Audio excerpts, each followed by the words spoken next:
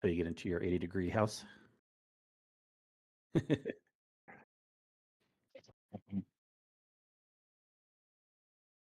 a hot summer for sure.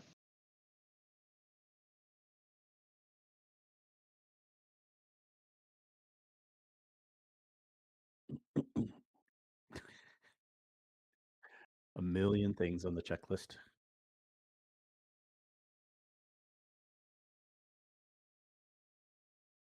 Oh yeah, I Warhammer. still think you should just do camera screenshots of us in Discord, because you would do that anyways if we had video. And then that way you can see our avatars moving live when we talk. And it actually would help the Twitch and the YouTube stream.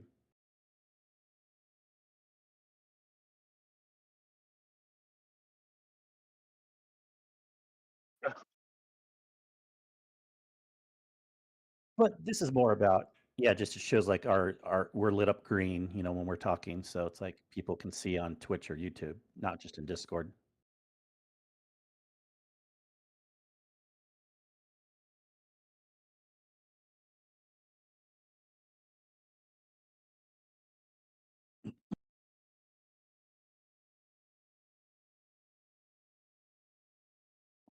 Well, that's why you should do what I said. Just take the whole top third of the Discord screen and don't split up the windows. And then whatever it does is what you would see in Twitch or YouTube.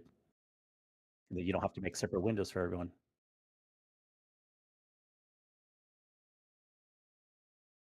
We?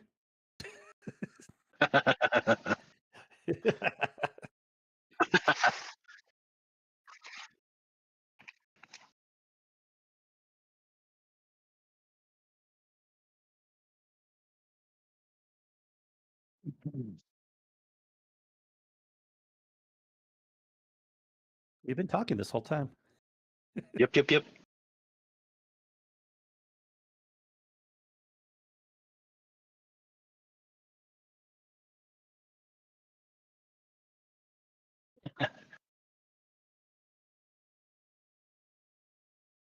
Not true. I'm going to talk about that. It's something on your system, Todd.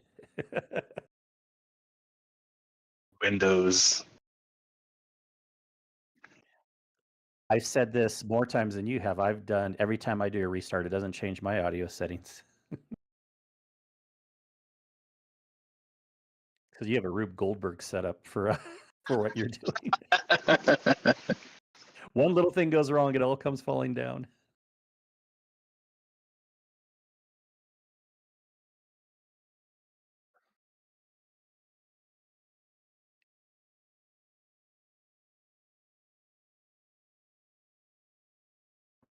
There we go. Now we got sound. Sorry, stream. I know you didn't hear me for the last 10 minutes. Discord did. For some reason the microphone is let me just make sure. I'm just going to do this manually. They like to make everything default. There we go. Now everybody's good. All right, let's podcast. I think we're good to go here. Let's do it. I can actually see the chat now. I don't have to use my phone. It's awesome because I don't have any other cameras other than mine. Mine's a fixed camera, so I don't have to worry about windows and fills and all that good stuff. Yeah. Could have put the chat up on one of your 4 monitors. Can you pop it out?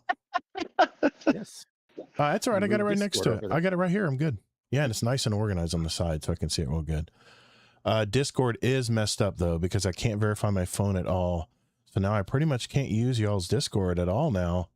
They made things a bit weirder, but it'll be good. Eventually, it'll get fixed. I'm sorry to hear that, Scarlett. I don't know what's going on, man. Discord's not messed up. If you can't verify it, Scarlett, DM me. We made the change recently where people have to have phone verification for the Discord. And if you can't verify it, that usually means you put that number on a different Discord account and not you can only have one per account. But there is a form you can fill out to Discord that they can take your number and bring it over. Unless you're telling me you already tried contacting Discord support. Yeah. We had to do that because the bots were killing us, man. We kept getting. It's what we should have done all along. I know. Other Discords do it. Yeah. This is my very first Discord community, so I'm baby's first Discord. It is baby's first Discord because anyway. But yeah, Scarlett, you can DM me if you want, and I'll. Okay. All right, let's go. Let's roll. I think we're good to go here. That is good. Here we go. Well, what's up, Guardians? Welcome to episode 366 of the Guardian Down Roundtable. In our podcast, we talk about topics and news surrounding our gaming hobby, all while keeping a focus on our community. We're the podcast that invites a rotating list of guest co-hosts every week to join us at the table. And we go live every Thursday, 9 p.m. usually. No technical assistance required, hopefully. Never. We go 9 p.m. Eastern on my Todd the Gator YouTube and Twitch channels, as far as also our Discord live stage, which is working tonight. Knock on wood. Everybody hold their breath. Once a month, we do invite a new member from our Discord community to pull up and share their story with us. And that is today's episode. We have a new member of our Discord community, and he's going to be jumping in. We're going to talk about gaming and everything about his life and go from there. We are a live video show, though, with an audio version available every Monday morning on all podcast apps and even our website, which is guardiandowncast.com. So one thing, if you guys in live chat tonight, whether in Discord, whether you're in Twitch or on YouTube, don't be afraid to speak up. Give us your input on our topics tonight, and we may read them aloud on the show tonight. So we appreciate you guys that show up live every week. We really do. The guest, well, first let's introduce my co-host, Mr. Kingsley Mack from the great state of Utah. How you doing, Mike? How you doing this week, man? I've been seeing you've been playing a lot of Black Flag. Every time I look. That doesn't mean I'm playing it. I just keep the game open because it's just easier than quitting out. You know, single player games, you can just pause them wherever you're doing some action and stuff. Yeah. And I have no real reason to quit it. What's the point of quitting the game? So I just pause it when I'm like doing work for like 4 hours at a time. And then, I can tell it to farm stuff, zombie, good point, in the background. But I haven't really done that too much yet. We have to remember, people, just because you see a status for someone in Discord doesn't mean they're actively doing that. So I have not been playing Assassin's Creed Black Flag as much as it shows that on my status. I got you. Don't you worry. Okay. I forgot. But, I've been playing it a fair amount. It's fun. Forgot about live service. I played so many live service games. I'm not used to being able to pause. Like even in Arc Raiders, everybody drink. I can't pause the game. Otherwise I'd just sit there and someone would come by and shoot me or loot me or whatever. You know, it's craziness. But anyway, thanks, Mike. Appreciate you being here tonight, man. But I want to say one other thing about weather real quick. Go for it. Because I'm sure you're going to complain about Florida, but it's even hotter some other places. And we finally got the monsoon thing coming through Utah. So we're getting a very rare, more muggy, humid thing out here. And some people are freaking out. I've never had an issue with humidity because I've been to Florida before. I lived in Chicago for a bit. I grew up in Southern California, closer to the coast, so it's not the dry part of California. So like I can do humidity, even the crazy. I've been in Georgia before. I've done the crazy Florida, Georgia humidities, and I actually kind of like humidity.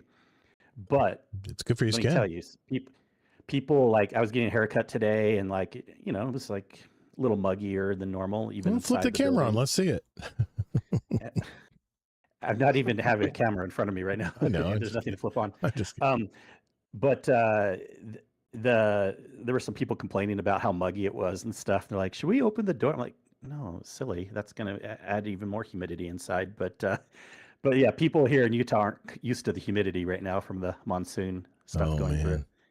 And I'll post a picture in the Discord here in a second of the current kind of the temps today and everything. It's been crazy. Nice. Because there was one time last week where we got up to like 80% humidity also. But it doesn't stay as consistent as you would have in like an area like Florida. It's just like these little crazy patterns that come through. And so people are freaking out here because they're not used to the humidity, but I'm fine with it. There's actually GCX just started today over in Universal Studios in Orlando here. And I feel for those people, man. I'm glad it's inside because they had to be melting out there. In fact, our buddy Deadpool's in Florida this week, and he went to I think he said Legoland. Dude, Disney Springs is rough during the day. There's no shade anywhere, man. It's wall to wall people. It's crazy. I mean, not only getting hot weather, you're getting hot breath because everybody's breathing in one small spot. But I got in the pool after work today. It was 95 degrees, 95-degree pool. Yeah, I was like, this is not as refreshing as I was hoping. And we had a cover over it. And it was shady at the time. Anyway, we don't need to go into that. You know what? Let's introduce our guest co-host tonight. This guest has been a member of our Guardian Down Roundtable and our Patreon community for over 10 months now. He's been very active in our Discord. We've raided with him. He's been active in raids and stuff. Really, really good guy. So I invited him on the show, and tonight we're going to hear his story and his gaming past. So please welcome Miklo. How you been, Miklo? What's up? Been good. Good, man. I'm glad you made it tonight. Yeah. Looking forward to talking with you. Glad to have you here. Yeah. Yeah. We'll talk more later, but I busted out in honor of Michelob Ultra to drink tonight. There you go. There you go. We'll talk more about that later, Todd. Ron in Washington says it was 100 here. Thankfully, humidity's at 37%. So basically, I've been to Indianapolis in the summer when the humidity was like 30%. It feels like 85. When it's 100 here, it's like 120, Bubba. It's like 120. It is crazy. The humidity just sticks to you. Okay, enough weather, Todd. We're done with the weather reports, man. Okay, let's talk about what's on the show tonight. First, I've got some gaming news updates from an article that was actually submitted from one of our community members, Mr. Zombie Pops. And this is the Gaming Articles for Roundtable channel. If you ever want to put in an article, we might consider talking about it on the show. Next, Kingsley's going to be giving out some tips to optimize gaming on your PC, especially since consoles seem to be under fire right now. And next, we're going to jump in with our guest, Miklo. We're going to discover his gaming past, and we'll get to know more about him. We'll, of course, put him through the paces with our fast fire question and answer segment we call the speed run. Then we'll look and see if Bungie has posted that very last week in Destiny blog. Kingsley, have you seen the blog? I don't think they put another blog out. I don't know if we're going to ever get one. Why are we thinking they will when they will? We don't need to watch week after week. I guess so. We're on Bungie watch. Yeah, that's for sure. By the way, I got a really good deal. May not. They may never. I got a really good deal on this jersey from the Bungie store. It was like 75% off. I don't know. I don't know why it was so cheap, but also I think the exact words were we plan to. They didn't say we would for sure put out another. We plan to. Well, the problem is there's nobody at the studio on the Destiny side to even write one. I wonder if Cosmo's still there. You think Cosmo's still there? Someone could write one, but there's just probably no reason to, or they don't. What are you going to say? Leadership is all different, so they don't know who can approve it right now. That makes sense. That makes sense. So we may never get another one. I still would like to do one last TWAB. We'll see. We'll see. I'll still keep a watch out every week, and we'll see. I always leave that spot in my notes because just to check, make sure. But after we talk to Miklo, we're gonna go and see what my topic is going to be tonight. And this idea actually started when I watched a Legendary Drops video. He tends to drop some very interesting topics around gaming, and then I dove a little deeper and learned more about this topic. So my topic is, why are video games so dang expensive to make these days? And one clue might be because of a trend we're seeing more and more in the gaming industry today. So we'll get into that one later in the show tonight, after which point we do get into our catch-up segment where everyone will share their highlights of their week. I do have one movie review tonight. And at the end of the show, if time allows, we'll answer questions and feedback from our community. And I think we do have some questions from Mr. Miklo tonight, so we'll get to those. And by the way, if you do want to send us a question, you can go to our Discord right now. And if you're not in our Discord, come on. Why are you not in our Discord? It's discord.gg/Guardian Down Roundtable, all one word. And go to the podcast questions channel and enter it there, and we might read it on the show tonight. And of course, you can send us an email or a voicemail through our website, which is guardiandowncast.com. All right, so if everyone's ready, let's roll. All right, let's get into the news. Let me get a quick drink real quick. I gotta get these fans off my throat. My damn throat. I got two fans blowing up on me right now, and if they get too close to my face, I get that dry side. I get that dry throat that I get every now and then. Yeah. Okay. All right, here we go. 3, 2. All right, the first thing on the agenda this week is an article that was posted by one of our community members. That was Mr. Zombie Pops, and he submitted it via our Gaming Articles for Roundtable channel. I kind of saw this coming, but this story really could be a pivotal moment for all of the gaming industry, so I wanted to make sure I at least mentioned it tonight. The article is from Tech Insider. And it says PlayStation Store lawsuit. Sony's been sued for $457 million. Well, heck, that's a drop in the bucket for them. But anyway, Sony's being sued for $400 million, about $457 million American dollars in the Netherlands over how it prices and locks down sales on the PlayStation Store. And the timing looks brutal for the company. The Dutch foundation, and I looked this up, Stichting Massage and Consument. I give up. That's the name of the foundation that's suing them. But they filed a case on behalf of roughly 1.7 million PlayStation owners in the Netherlands, arguing that Sony's 30% cut on every digital sale amounts to an abuse of a dominant marketing position. Judges at the District Court of Middle Netherlands heard opening arguments on June 29th, that's a few days ago, or about a month ago, just 4 weeks after Sony confirmed it'll end the physical PlayStation disc production by January 2028. Consumer advocates call the timing no coincidence. Once discs disappear, they argue nothing stops Sony from setting whatever price it wants on every game sold through its store. The case, nicknamed the Fair PlayStation lawsuit, rests on a simple complaint. Sony charges a 30% commission on nearly every digital transaction that runs through the PlayStation Store and includes DLC. And its publisher contracts block any rival storefront from operating on PlayStation hardware.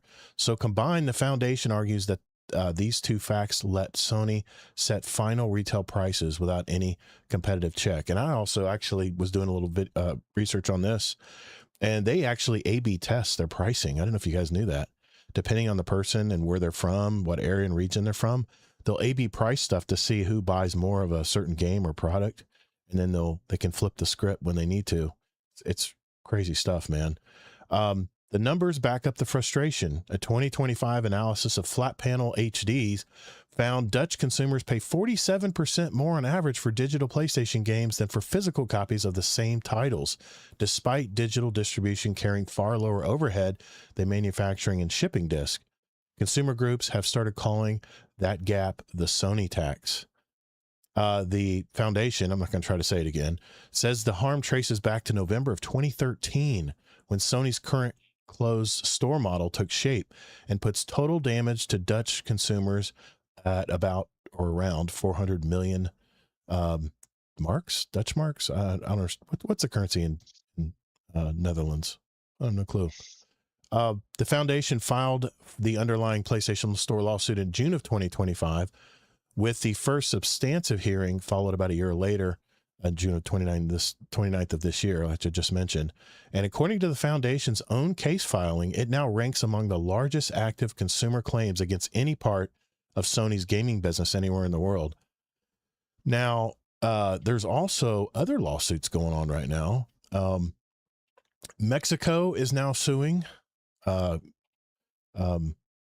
Sony for the same price fixing and monopoly pricing. And there's actually a UK precedent right now.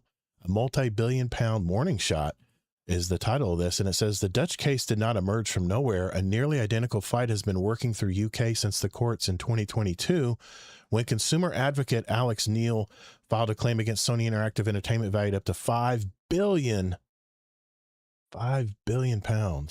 The UK Competition Appeal Tribunal granted a collective proceedings order on November 21st of 23, certifying the case to proceed according to the tribunal's official notice on behalf of roughly 8.9 million UK PlayStation customers who bought digital games or DLC between August of 2016 and August 19th of 2022.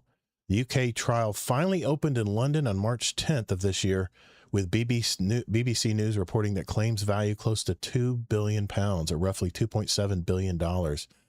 Proceedings ran for about 2 months and wrapped up around May of this year.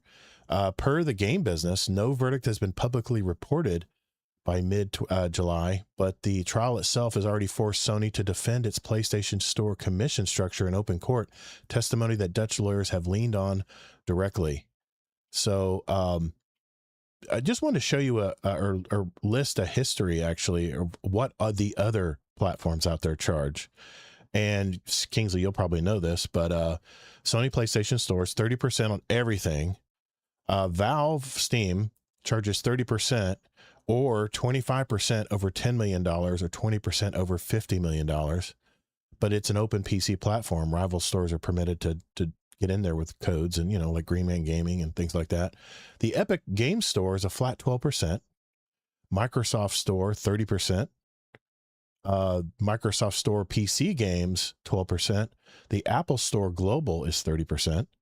The Apple Store for the EU in DMA terms as low as 17%, and the Google Play Store is at 15%.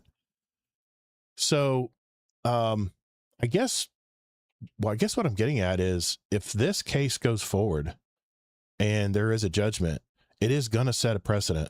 And I think a lot of companies, a lot of class action suits are going to follow here, and Sony may need to backtrack. I mean, what do you think, Kingsley? You think this is going to make any difference at all? No, you're totally reading way too much into this. Okay. It's not going to set a precedence because this is not the first lawsuit that's happened by any means. The Apple Google one with Epic already happened. Yeah. And so if anything's going to set a precedence, that one set the precedence. And what happened there was they did not win, saying that they had to charge a lower fee than the 30%. But what they did win was that specific countries like the EU could say like, okay, we can't force you to charge a lesser percentage, but we can say that you have to have a competing store in another country. Yeah. So, but that's totally different. So there's no price fixing going on here. People can still, if you're a third-party developer, you can still list whatever price you want for your game in the Sony store. Yeah. So what happens, what Apple did was they let, just in the EU, you can't do this in the US or other places. Right. You can load a third-party app store on your phone. Wow. Now, people are realizing that wasn't a good play in the long run because the third-party app stores are horrendous. They full of bugs, they full of viruses, malware, stuff like that. That's not good. So consumers aren't really getting anything better. But the thing here, this has nothing to do with discs. It's just a coincidence. This is about the percentages. Right. And also, who cares that it's just going after Sony? Microsoft will eventually go after them too with the 30%, and they already went over after Apple and Google. The bigger point here is the percentages and what's going to happen. So far, the precedence is percentages aren't lowering mandatorily. Right. But the companies are making third-party app stores in certain countries, and it's going to be a big mess. Can you imagine, like, oh my God, per country? in some areas, if there's a third-party app store on the PlayStation, it sounds fine, sounds good. Like, sure, like in that small area, some developers can make a little more money, and consumers might be able to get some extra games that you couldn't get other places. But it's going to be like the Wild West. Also, it'll be like all this junk in the store. You won't know what's the legit things, what's the real things, and stuff like that. So I don't know what the answer is. The best answer is all the companies maybe voluntarily take less than 30% just to kind of be nice and to get around these lawsuits. But so far, most of these big companies are still making out. They're not losing these really. They're keeping 30% most places, and a couple other countries here and there, they'll have alternative app stores. Yeah, and I don't know if mandatory competing stores being allowed to be, used for codes or whatever to play on PlayStation. PlayStation would probably have the authority to determine what store that would be, and it can just pick the crummiest store out there that people don't trust, and then it's a moot point, right?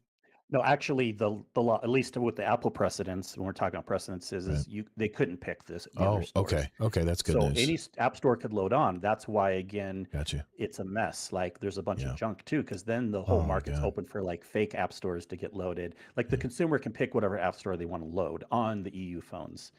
So it's just a huge mess. You got an opinion, Miklo? Oh no, it's just listening. I got you. Like I said, it's an interesting story because I figured I'd mention it tonight because of everything swirling around the console market right now. I don't know, man. The way things are going, I'm wondering if there's going to be another console. I know there'll probably be at least one more gen. They already announced there is. It's already in the works, but we'll have to see where the sales fall, especially if the software prices continue to be crazy, man. But it's It is what it is, I guess. Thanks, Zombie Pop, for submitting that article. Any last words before we move on? I mean, I think it'd be good for them, these companies. I already said it, but they should voluntarily bring some of the prices down. Just some I said this a goodwill. long time ago. This isn't new news. Yeah. Where like, Yeah. Apple was getting in trouble for having 30%. Like, but the game industry's been like that also. Why are they just going after Apple? Like Microsoft and Sony also do 30%. Mm-hmm. And so it would just be nice just to help the developers, if anything. To 15% sounds good to me. You know what I mean? 15%, right? Yeah. Yeah. That's like a standard markup on anything, 20%, 15%, things like that, And the fact that everything's gone digital now, they make even more margin than if they had to produce a disc in a box and shipping costs. But it's already been that way because of it is. 80% of people already doing digital. So it's not really anything new there either. Yeah. It's like, I don't know. I think they said like 10% of people there were of games that sold 10% of their sales on physical disc. I think they said there were like 7 games last year on all the entire year that sold that 10% mark via physical games. So yeah, I mean, you mentioned that, that Bill Gates, that's the way he distributed Windows is on disk because they couldn't rely on internet to download it back in those days. But times have definitely changed, man. Definitely different. Also, again, the change.org petition for supposedly, and that's why I don't like the word like everyone or people up in arms, because it's not true that a majority of people are upset about this disc thing. If so, why is the petition still have less signatures than the people that want Destiny 3 has more signatures?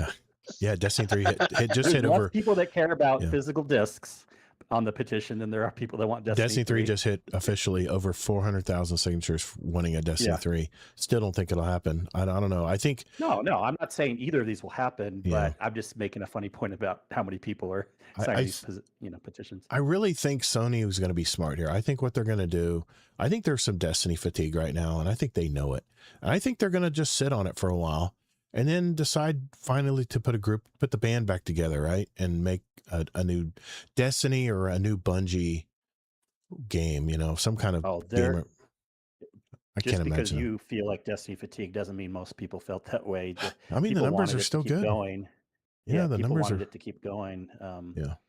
Yeah, for sure. Yeah, so that cannot be the reason why they stopped it. Is because the reason they stopped it was money. We know that. It's always money. Always comes down to money, right? Always money. Always rely on that part. Not the fatigue, or else. I mean, we have a pretty good petition, 400K of people wanting Destiny 3, and that's only people that know about the petition too. That's true. That's true. And streamers are trying to spread the word. But Ron says the currency in the Netherlands is the euro, of course, European Union. That makes perfect sense, Ron. Thank you for that. Okay, well, let's move on. Kingsley's up next with some tips for PC gaming, since a lot of people might be heading that direction soon. Be right back. That is not why I'm doing it. I know, but I got to put a little spice on it. Come on, people man. Won't be. I'll have to tell them again that PCs prices have gone up too. They are. We looked them up. They're not going to switch over if they're costing $1,500 to $2,000. Well, what you used to be able to buy for like $1,200 for a decent mid-level gaming PC, I think it's going to be about $2,000 now. It's about $800 jump. That's what I'm seeing on average. So people they're upset about PlayStation going up to $800 for a PS5 Pro. Yet they'll drop $2,000 for a PC. Well, it's still the price conscious version to buy, but I know consoles don't do really anything for you. But anyway, all right. I'll sit there, Kingsley. There we go. Yes. All right. We're going to turn to Mr. Kingsley Mac next, where he's going to give us some tips when gaming on your PC to get the best experience. Mike, the floor is yours, man. Yeah, this is just actually a topic that I had in the back of my mind for a while. No particular reason why I'm talking about it now. Just I didn't have other interesting things I wanted to bring up this week. But, because if you have a PC or considering building one or whatever, or if you just want to be in the know, there are some basic things you can do to make sure you have a good experience. And it's also the reason why I wanted to talk about this too, because there's a lot of misconceptions out there too, like, oh, PCs are a pain, this and that and this and that. But usually when I see them being a pain, it's because of what the person did. They try to overload them with stuff, or they try to use it for a lot of different things. PCs just on their own are not a pain if you follow some simple rules. Yeah. So and I know not everyone can do this, but I'm not giving like super advanced tips or things like that. I have a couple medium techie things at the end, but these are just really high level things and maybe like duh to some people, but other people like, yeah, I really should consider this. First of all, really you should consider, if you want to get a gaming PC, I highly, highly, highly recommend that you get it mostly just for that. Now I get it, they're more expensive, so everyone wants to like, well, I'm going to buy it, but then I'm making it more worth it in my mind because I'm going to use it for this, I'm going to use it for that, I'm going to use it for all my video editing, I'm going to use it for like browsing weird sites on the internet, I'm going to use it for, you know what I mean? The more things you do on it, you're asking for trouble. The same thing would happen to a PlayStation. If you could do all those things and you actually did all those things, you would have problems there too. So try to be fair and think about those things. And if you can at all, only use the PC for gaming only. Don't do other things on it. So that's step one. Step two, or point number two is even when you do game, if you have a few other things going, like, you know, even obviously there's going to be times even on my gaming PC I have to open a browser to like look for updates or things like that or whatever. And it may seem obvious, but try to quit out of things before you game, right? Mm-hmm. That could even mean like Discord. Now, if you do your audio through your same PC, that's fine. I'm not saying you have to like not do Discord on your computer, but if you have another way to do Discord, like a laptop, a phone, or something, but even if you have it open, turn off the notifications if you can, because all those little pop-ups, they don't take a lot of processing and RAM, but they can cause little micro stutters in your games. And I know that Discord wants to provide all these things that say, oh, so-and-so logged in, or this or that, or all these little notifications, but it's not just Discord. A lot of apps will have notifications, and the more of these apps that you allow to have notifications, things will always be popping up and causing little micro stutters on your computer. It adds up. It adds up. Yep. Another tip is run all your updates. You know, you've heard Todd on the show complain that updates broke things, but they don't usually. 99% of the time, you want to run updates because they fix things.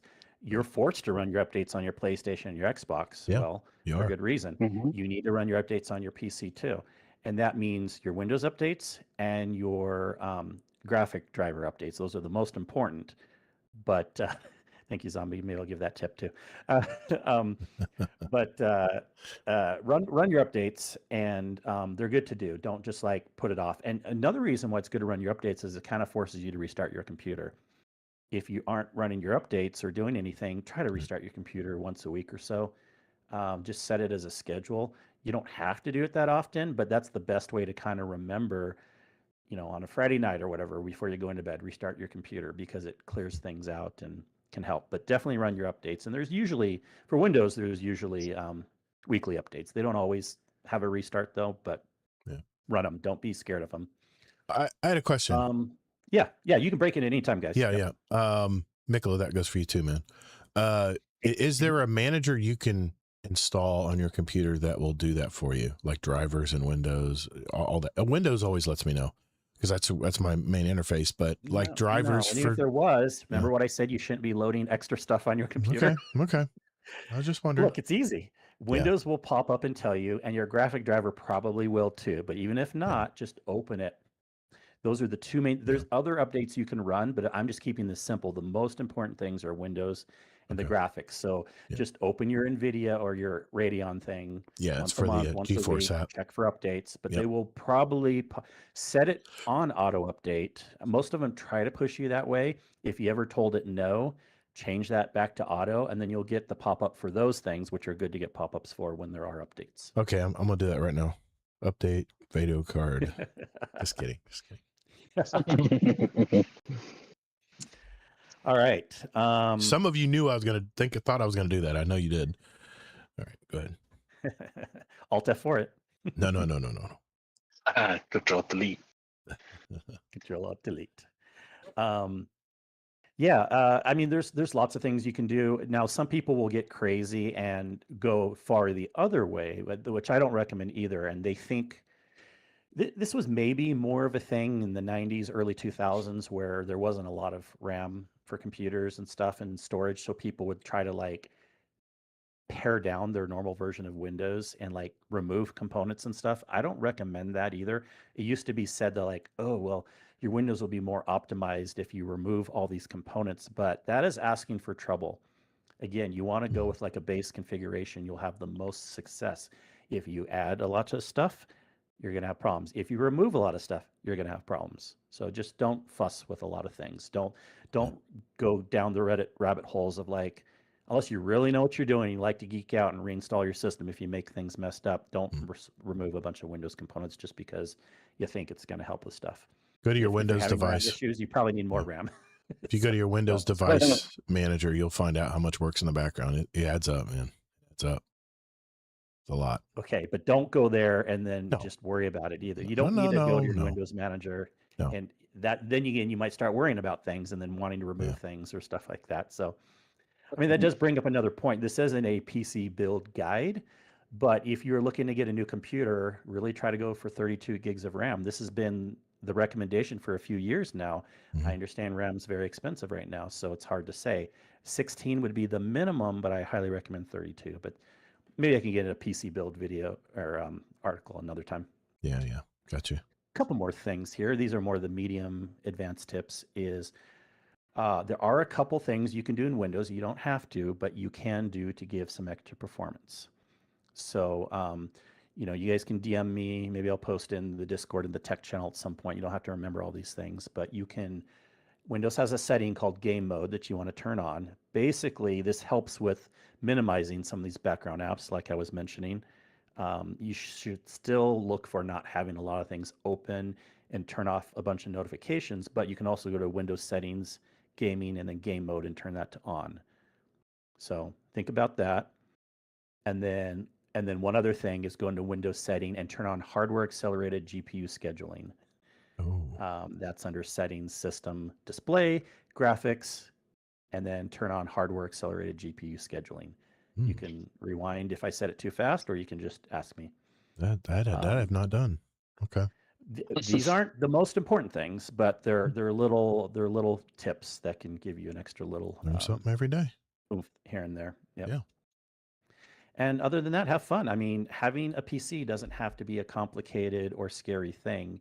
And I just wanted to provide some basic tips that I think if you're getting my point of what I'm laying down is a lot of these things are more on the fault of people being people rather than the complexity of what a Windows PC is. And if you follow some of these tips, you'll have a better experience. I like it. Thanks, Mike. Appreciate it, man. I know we tried to do that last week, and we had to take the stream down. Discord was not being agreeable last week, so I appreciate you bringing that back this week, man. Appreciate it. All right, let's talk to Miklo next. Oh, I forgot one very important thing, but we don't have to add it in. What is it? I was going to say about Ethernet, and this is so important for Windows and console, actually. Well, go ahead. I'll record it. I'll tell you what. Will you just splice it in? I'll splice it in. Hold on, let me think about how I can do this. I will. You don't have to. If it's No. I'll record it on my hard line. So I'll just count you down. You can just say it. Okay. Here we go. 3, 2. And one last thing I did kind of want to mention, and this can be important for consoles also, but I still run into people that aren't using Ethernet for their gaming rigs, right? Console or PC. I really think running Ethernet is semi-required to have a good experience. Yeah, you can run like a single-player game over Wi-Fi or whatever, but don't count on Wi-Fi no matter how good the marketing says this is really good Wi-Fi, 1 billion speed. It's not about the speed. So many other things can go wrong, and you will not have a reliable connection for live service games unless you're running on Ethernet. Even if you have to run a janky Ethernet cord from a switch on your floor to your computer from another room, even if that's a temporary setup, that's a million times better than having Wi-Fi. So do whatever you can to try to get Ethernet to your computer. We've all had that guy in a raid that all of a sudden starts his voice starts cutting out and he starts glitching over the place, and he says, my wife just put on Netflix. So Netflix will command a strong part of your internet, like off the bat, and it can really be a Yeah, it can suck a lot of bandwidth. That's for sure. Well, yeah, if you want especially to if you're watching it in around 4K. that, Yeah. I that's a separate point. If you want to tip around that, you Mhm. go into your router and you set up quality of service so that Oh, Netflix yeah. can only take so much, That's and true. then your computer can take the rest. But this is where it goes to your total speed can matter. If you have a reliable internet connection and you have a high speed, then people being on Netflix won't cause any issues. Yeah, that's true. Yeah. Okay. Thanks, Mike. Appreciate it. Yeah, you're welcome. All right, I got it. I'll add it in the audio version. All right. Let us talk to Miklo. All right. I've got everything pulled up. You ready? Ready, Miklo? I'm ready. All right. Here we go. 3, 2. All right. Next, we talk to our new member. This is first time on the show. And he has, he's gamed a lot with us over the 10 months he's been here. He's been very active, really cool dude. And, let me start by, asking this, Miklo, where are you from, man? Where are you talking from right now? Where's this podcast find you? Currently in San Antonio, Texas, but originally I'm from Southern California, in Anaheim. Okay. I've been to Anaheim. That's a nice area, man. Yeah. It's too perfect. I look at Anaheim and all these green lawns and beautiful buildings, and I look out beyond the backyard. I'm like, it's all like dry hills and desert. And I'm like, what is going on here, man? This isn't lit. I'm used to Florida where it's like, just acres and acres of oak trees and green. And I was not prepared, but it is a beautiful city, man. That's for sure. So San Antonio, that's where my brother was born. Yeah. I lived there briefly many, many, many years ago. I think it was my dad was in the military and got transferred there. Oh, right on. So, but let me ask you this: what do you do for a living, sir? I work for one of the county hospitals. Oh, in San Antonio. What position do you hold there? I mean, what are your duties at the hospital? Basically, I do like procurement. Okay. So like all like the supplies and like $5 beds. Okay. For the inpatient side. Very nice. Oh, you have to make sure everybody's stocked up. All those drawers we see in the pit. There's someone has to order all that stuff, right? All those medicine drawers. Yeah. Yep. That's what we order. I got you, man. All that. I got you. How did you find Destiny, by the way? I know I now have you played Destiny 1 and 2 or just 2? No, I didn't get to play D1, mostly D2, but okay. My brother got me into D2. And I was on and off, and then like I think it's the end of Witch Queen was when I really hit it hard. Okay. Is your brother in their community? Yeah. What's his name? My brother, El Spicy, I think it's on here. El Spicy. Okay, give him a shout out. Yeah, man. I just want to give him a shout out. But speaking of that, if they remastered Destiny 1 for PC or for high-end consoles, would you play it? Absolutely. Nice, man. I'd love to. I hope Bungie decides to do that. Yeah, it's one thing kind of regretted. It's not like fully getting into D1 and the first half of D2. Yeah. There's a lot of people that will say the story in D1 is almost better than D2, especially when you go through the Taken King part. And I agree with that every time I rerun it. Max agrees with that. He's played Destiny 1 recently. Astor Cross was going through Destiny 1. He's like, man, I love this. It's one of the best storylines ever. Taken King was good. That was basically the high point where they won all sorts of awards and stuff. Yeah. And oh yeah, for sure. People would be interested. It wouldn't just be a Remember Berry thing. There would be, first of all, plenty of people that never got to experience it because maybe they didn't have a console or they didn't play it back then. Yeah. And then, or don't have a console now, so it's not worth buying it, even though you could if you had a console now. Right. And then, I don't know that they would do quality of life things, because if they did, it would almost be like a D2. But even if they just updated the graphics some, that'd be pretty cool. At 30 frames, you can definitely feel the difference. 1080 30 is just so much different than a 4K 60 or a 1080 120. Definitely noticeable. It's much crisper, and like what they've done with your game, Kingsley, with the with Black Flag. Black I mean, Flag. it's just like it's a totally more enjoyable experience, right? Because the graphics have been improved and everything. Yeah. They actually have quality of life things on this game too. But yeah, they went further. Yeah, even if they did. Yeah, my brother is playing that also currently. Oh yeah, is he liking it? Yeah, oh yeah, he's rocking it. Nice. Mm-hmm. Nice. Are you married? Have any kids, Miklo? No, not married, no kids. Nah. Okay. Free agent. I like it. What is your favorite NPC? Wait, I'm gonna tape that and send that to your wife. Blackmail's You said coming. You like it. Blackmail's coming.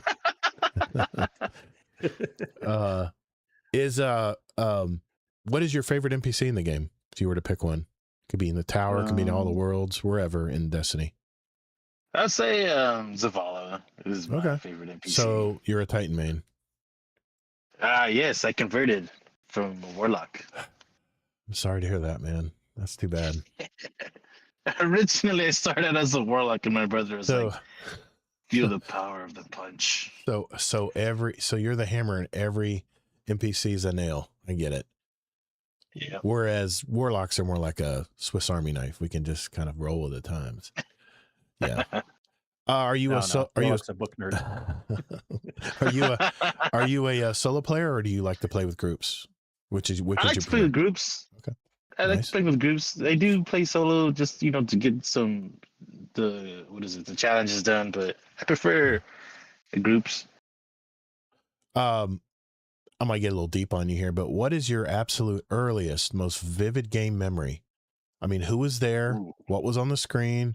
And what did it smell like in the room? Oh, shit, man. The smell part? I just threw that in there. I just threw it in there. I want to say it was when Nintendo first came out with their console, the Nintendo. I think it was Super Mario. Yeah. The regular Nintendo. The Nintendo. Yeah, the regular one, not NES, the Super one. The NES. Gotcha. Yeah, and there was a buddy of mine. I think his name was Barney and that's who I was playing with. What was your game? What game are you thinking of right now? Super Mario? Yeah, it was Mario, one of the Mario games. Okay. What did it smell like?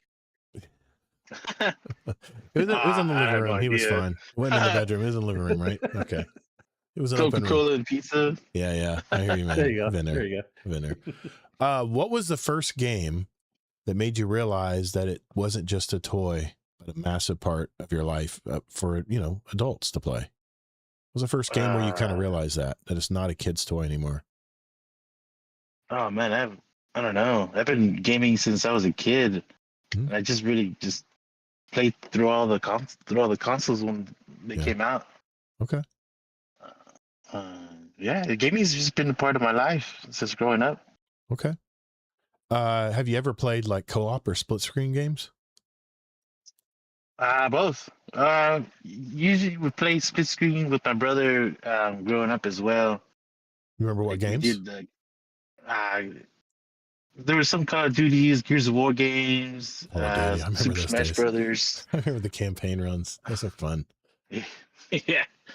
That's awesome, man. What is your ultimate couch co-op or split screen memory? I mean, who was next? I guess it was your brother next to you, and you said Call of Duty. Well, I think mostly it would have to be Super Smash Brothers. Honestly, is the ultimate couch co-op. All right. Playing with him and like my friends, seeing who can be the number one. I got you, man. Yeah. Leaderboards were very important back in the day. That's for sure. Yeah, for sure. All right. A true gamer test here. Did you ever stand in a physical line for a midnight release of a game?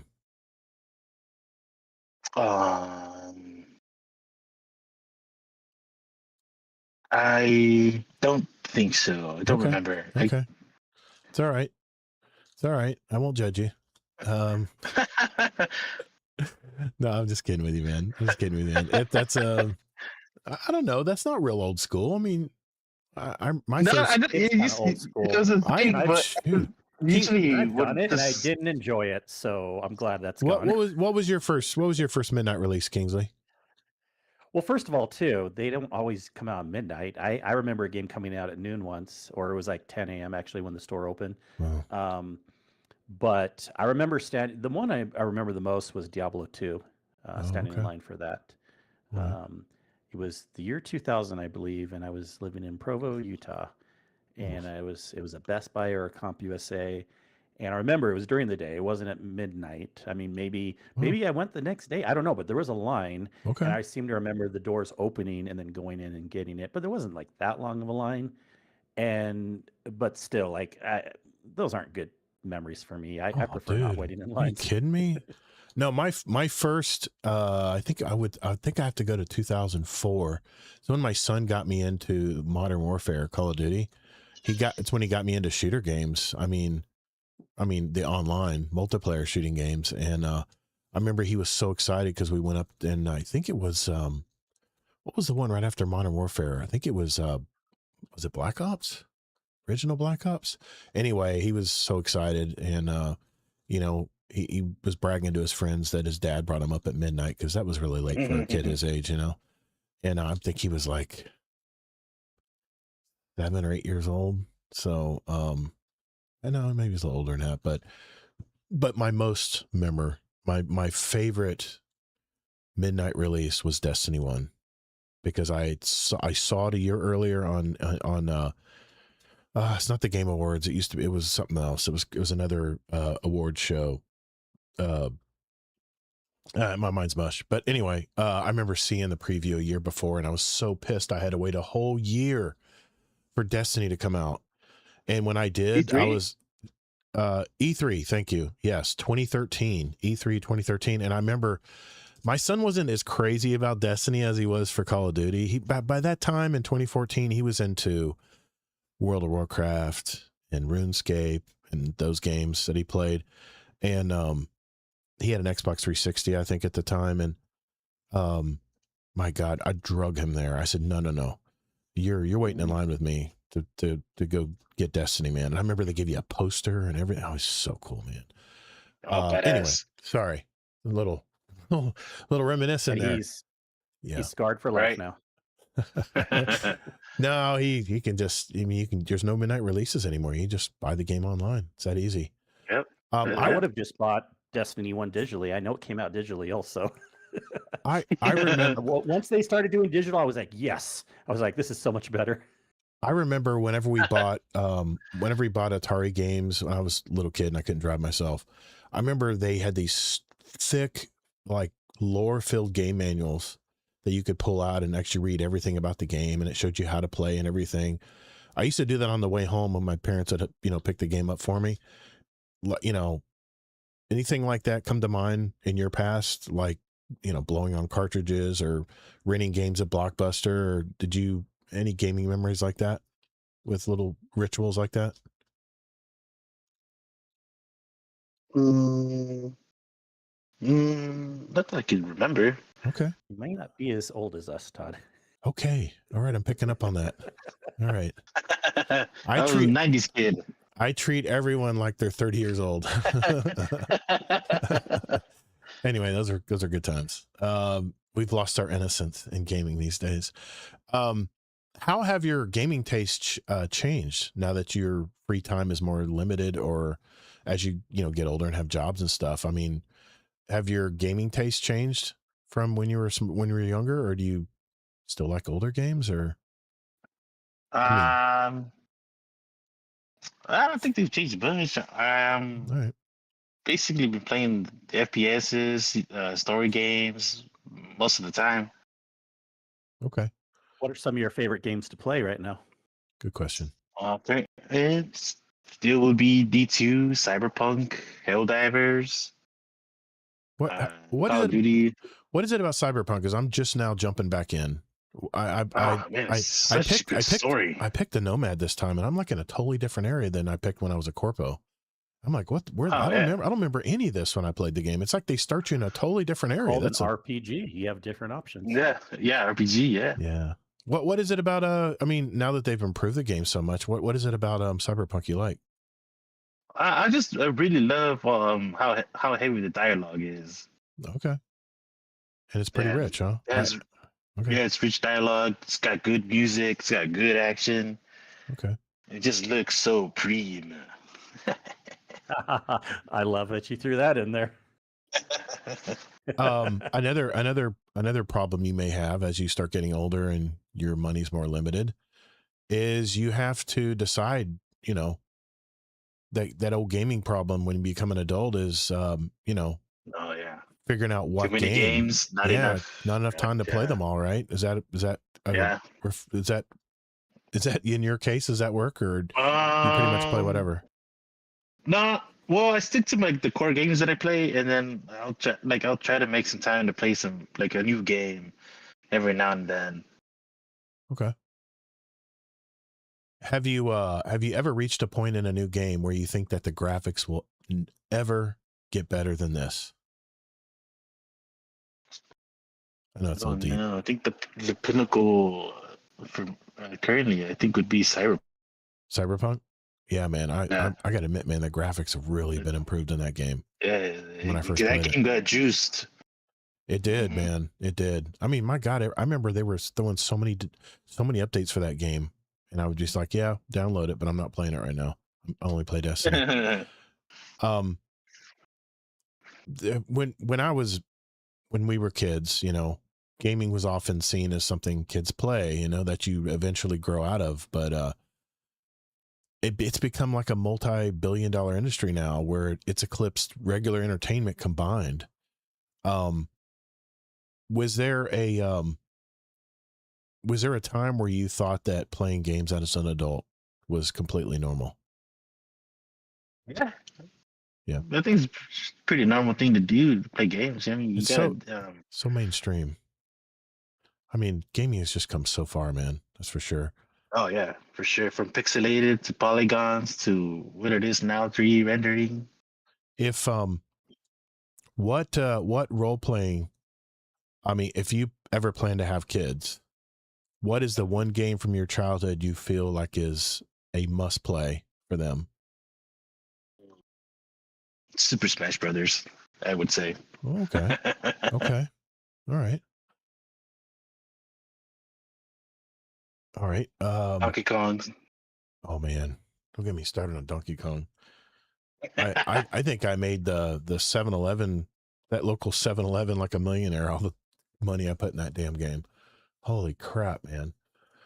All right. What's a hobby, interest, or past life of yours that has absolutely nothing to do with gaming, but would make your online friends say, wait, you do that? Or let me phrase it this way. If we looked at your search history on your bookshelf right now, what's one obsession we'd find that would completely surprise the community? Not too sure how. I really look into a lot of Warhammer stuff. Okay. You did you do the figurines out? Not yet. I do have some like combat patrols to like work and paint, but I collect a lot of the books. Oh, you read the novels? I read the novels. I'm like hardcore into like the lore and the books, and I've been buying a bunch of them. I'm missing out on Warhammer. I have so much I miss there. I think Warhammer was that gap when I had kids where I didn't game for several years. I don't know how I missed the boat on that, but it was never a part of my life, man. It was more of a PC game, I think, back then. Warhammer was a very hardcore PC game, but yeah, it was Dawn of War, I think. Oh, Dawn of War. Okay, yeah. See, that's the thing, man. I can't go back because I'm spoiled now. I mean, Destiny spoiled me. It's totally spoiled me. What is one piece of advice you'd put on a sticky note on your monitor to keep you grounded when both the game and real life kind of get chaotic? And you can use a virtual sticky note too, not like a sticky note like I have, like this. Pretty much being kind to each other and be respectful, because not everybody knows everything, and shit happens. Yeah, man. You can't sweat the small stuff. You know what I mean? Yeah. Yeah, I watched a little snippet video from Matthew McConaughey today on YouTube. I was having a bad morning. Someone put a really shitty comment on YouTube, and I don't know why it bugs me. but I'm like, who the hell does this guy think he is? And it just put me in a funk. And I just realized I was just agitated at everyone. I was like, this one piece of shit that put this comment on YouTube has totally spread hate into my life, and I've spread it to other people, and I had to make amends today for that. But he said, you know what? There's only one thing that my grandfather told me that I need to remember. And I think this is an excerpt from his book. He says, one day you're going to die. My wife says, oh, that's so freaking sappy. But it really gets right to the meat of it, doesn't it? It doesn't matter how chaotic your life is or how much stress you're going through. Hey, man, one day you're going to die. When you think of it that way, it just kind of nips it all in the bud, doesn't it? Anyway, I thought I'd spread that positivity today from all the negativity that was generated from that. But dude, I have to ask you this. What's up with that gamer tag, Miklo? Oh, Miklo. It's really nothing too complicated. It stems from back in high school, a buddy of mine, when I had moved out here, and we were talking, and like, he was just asking me like my background and whatnot. And are you familiar with the movie like Blood In, Blood Out? Say it again. Are you familiar with the movie with like it's called Blood In, Blood Out? No, I'm not. No, well, there's a character in the movie, and his name is Miklo.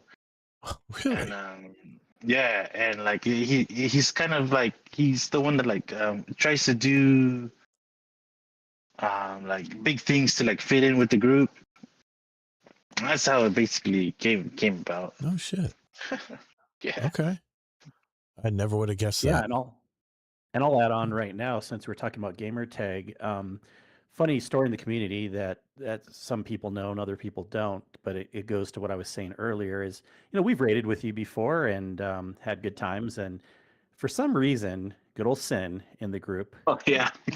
he saw your name, he started calling you Michelob Ultra. Yeah, That's where that comes from. I'm like, this isn't anything about a beer. It's similar-ish to Michelob. And he just probably was thinking of the word Michelob, and then of course Ultra, just because whatever, that's the best Michelob is Michelob Ultra. I don't know. Yeah, Michelob Ultra. But you're making jeez. So the greatest superior light beer to add on to. I mean, I'm drinking one in honor of your other name tonight, but straight up to be that. But do you have a favorite drink and or dessert? Yes. You may be judged. Well, so my favorite beer is a Pacifico beer. Pacifico. Ooh, yep. Yeah. I don't know anything about that beer. Is that a Pacifico. California thing? It's not just California. I don't remember seeing that beer. I don't remember seeing Pacifico, like the Pacific Ocean. Yeah. I've never seen that. It's in a yellow box.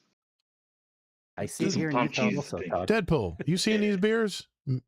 Pacifico? Oh I bet you could find it at a gas station, probably. What? Todd, yeah, for sure. Seriously? I swear to God, I've never heard of this beer. You just probably thought it was like a weird beer. I look at all the beers at the grocery store. I've never seen Pacifico. Mexican lager. DC, really? Base window? Okay. I'm going to go. I just said, Todd, I bet you could find it in your area too. Okay. I'm going to go on a search this weekend. I'm going to the grocery tomorrow. That is my mission. I'll take a picture of it if I see it.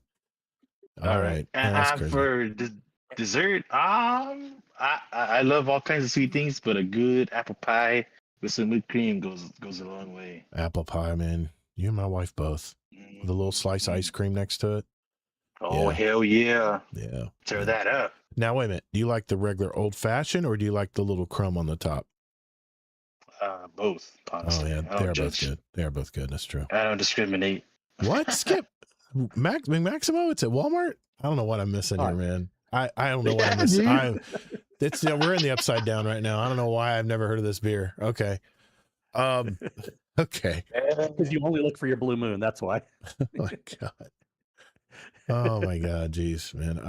Oh well. I'm done. One more question. What role does gaming play in your life now compared to when you were 15? Is it about competition or challenge, or has it become more of a de-stressing tool after a long day at work? It's kind of all three, honestly. Okay. Certain days, play some I'll play some Cyberpunk, to like ease the mind. And when I'm playing with my buddies, we usually play, Call of Duty or do ranked play. Okay. And all that. Is your brother older or younger than you? He's younger. We're 6 years apart. But if you were to look at us side by side, you would think we're twins. Really? Okay. Yeah. Do you have a beard? Big beard. You have a beard? Yeah. Sweet, man. Yeah. I like it. We both have long hair. I'm trying to picture you. I wish you brought your camera tonight. I'm trying to picture that, but it's okay. You guys have put a picture in the Discord before. Yes. Right? In the left channel, I believe, All you right. and your brother. I think so, yeah. I'll see if he wants to do a picture and we'll put it on the Discord. Okay. Sounds good, man. Berserker tagged along this morning to put apple pies in the weekly shopping trolley. Holy crap, man. Yeah, I can't. No, I can't. We have, my wife bought one of these. I don't remember the brand of it. It's like Mrs. something. And we had it in the freezer forever. I'm like, are we ever going to eat this damn thing? And we put it out. Man, I had like a sugar coma all night after eating that damn thing. It's just loaded with sugar. But it was good. It was good, man. Well, Miklo, appreciate you sharing your life with us tonight, man. But you're not out of the woods yet. You're not out of the woods yet because this segment is called the Speed Run. I've handpicked 25 questions from a pool of over 1,000 plus submitted by our community all these years. And they're quick, simple questions, simple answers, just to get to know you a little bit deeper. No time limits, no contest or any of that. So just quick questions and answers. So if you're ready, Miklo, you ready? Let's do it. Let's begin. What is one of your favorite music artists? Motionless in White. Okay. Dogs or cats? Dogs. Good man. What is one of your favorite movies? Ooh, Dumb and Dumber. That's funny. If you could choose, who would voice your ghost? Either Kevin Costner or Woody Harrelson. Oh man, I pick Woody on that one. What do you always need to bring with you when you leave the house? Phone, keys. Okay. Pulse, hand cannon, scout, or auto rifle? Ooh, fudge. Hand cannon. Typical Titan. If you could live anywhere. Am I supposed to answer all these too, just like you are? No, I'm not answering them. I'm just saying. Yeah, you are. Maybe we need to do speed runs down the road pretty soon here, Kingsley, just to give everybody an update. I got you. If you could live anywhere in the world, where would it be? Ooh, that'd be in Scotland. Okay. We have a question about that later. What would be your ideal career or job? Ooh. I'm not sure. Okay, still looking. Still trying to figure it out. I get it. I've been there. What's the worst job you've ever had? I would have to be an unloader at Walmart. Okay. The guy that unloads the semi-trucks? Yeah, dude. I did that for 2 years. Mick Maximo's buddy. Mick Maximo's like, yeah, there it is. Get it. Meg Maximo's a driver for Walmart. The reason I say that. Okay. Some of the people in the Discord get that.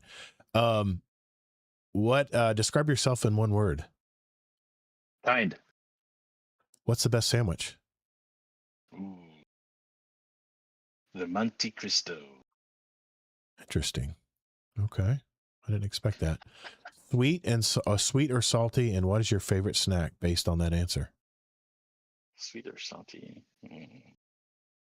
I would have to go with salty, and it would have to be Lay's barbecue chips. Okay. If you had time, what would you do with it? If you had more time, what would you do with it? Rephrase that. Travel. Okay. What is your favorite Destiny planet and why? Ooh. Europa. It's very icy. It looks very cool. Hoth. Okay. Best cheese on a burger? Oof. Classic American. Okay. If you could take any one famous person to dinner, who would it be? Any famous person? I don't know, to be honest. Okay. Name a superpower you wish to possess. Teleportation. Yeah, me and you both. Have you ever had a nickname? I think we answered that already, didn't we? Was that a nickname? Yeah. In high school? Okay. Yeah. Make those. Yeah. Can you drive a stick shift? I know, but I'm pretty sure I can learn pretty fast. Okay, good man. What would be your spirit animal? Horse. What's one thing you own that needs to be thrown out? Old clothes that don't fit. What was your first music album? Guns N' Roses' Appetite for Destruction. Nice. C3PO or R2D2? R2D2. What is your beverage of choice? Coca-Cola. If you had infinite money, would you still work? Hell no. Okay. Calm down. There would be signs. There would be signs. All right. Okay. Name one thing that you would change about yourself.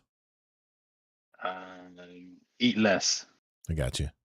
All right, Miklo, you've now completed the speed run. Thanks for playing along, man. Appreciate it. Hell yeah. I got a question for everybody out there. Is there a speed run question that you think we should ask future guests? If so, let's hear it. Just go to our 2027 speedrun channel and submit your question. And at the beginning of 2027, we're going to have 2 drawings for a $25 Amazon gift card, compliments of our Patreon community. What do you have to lose? Let's hear it.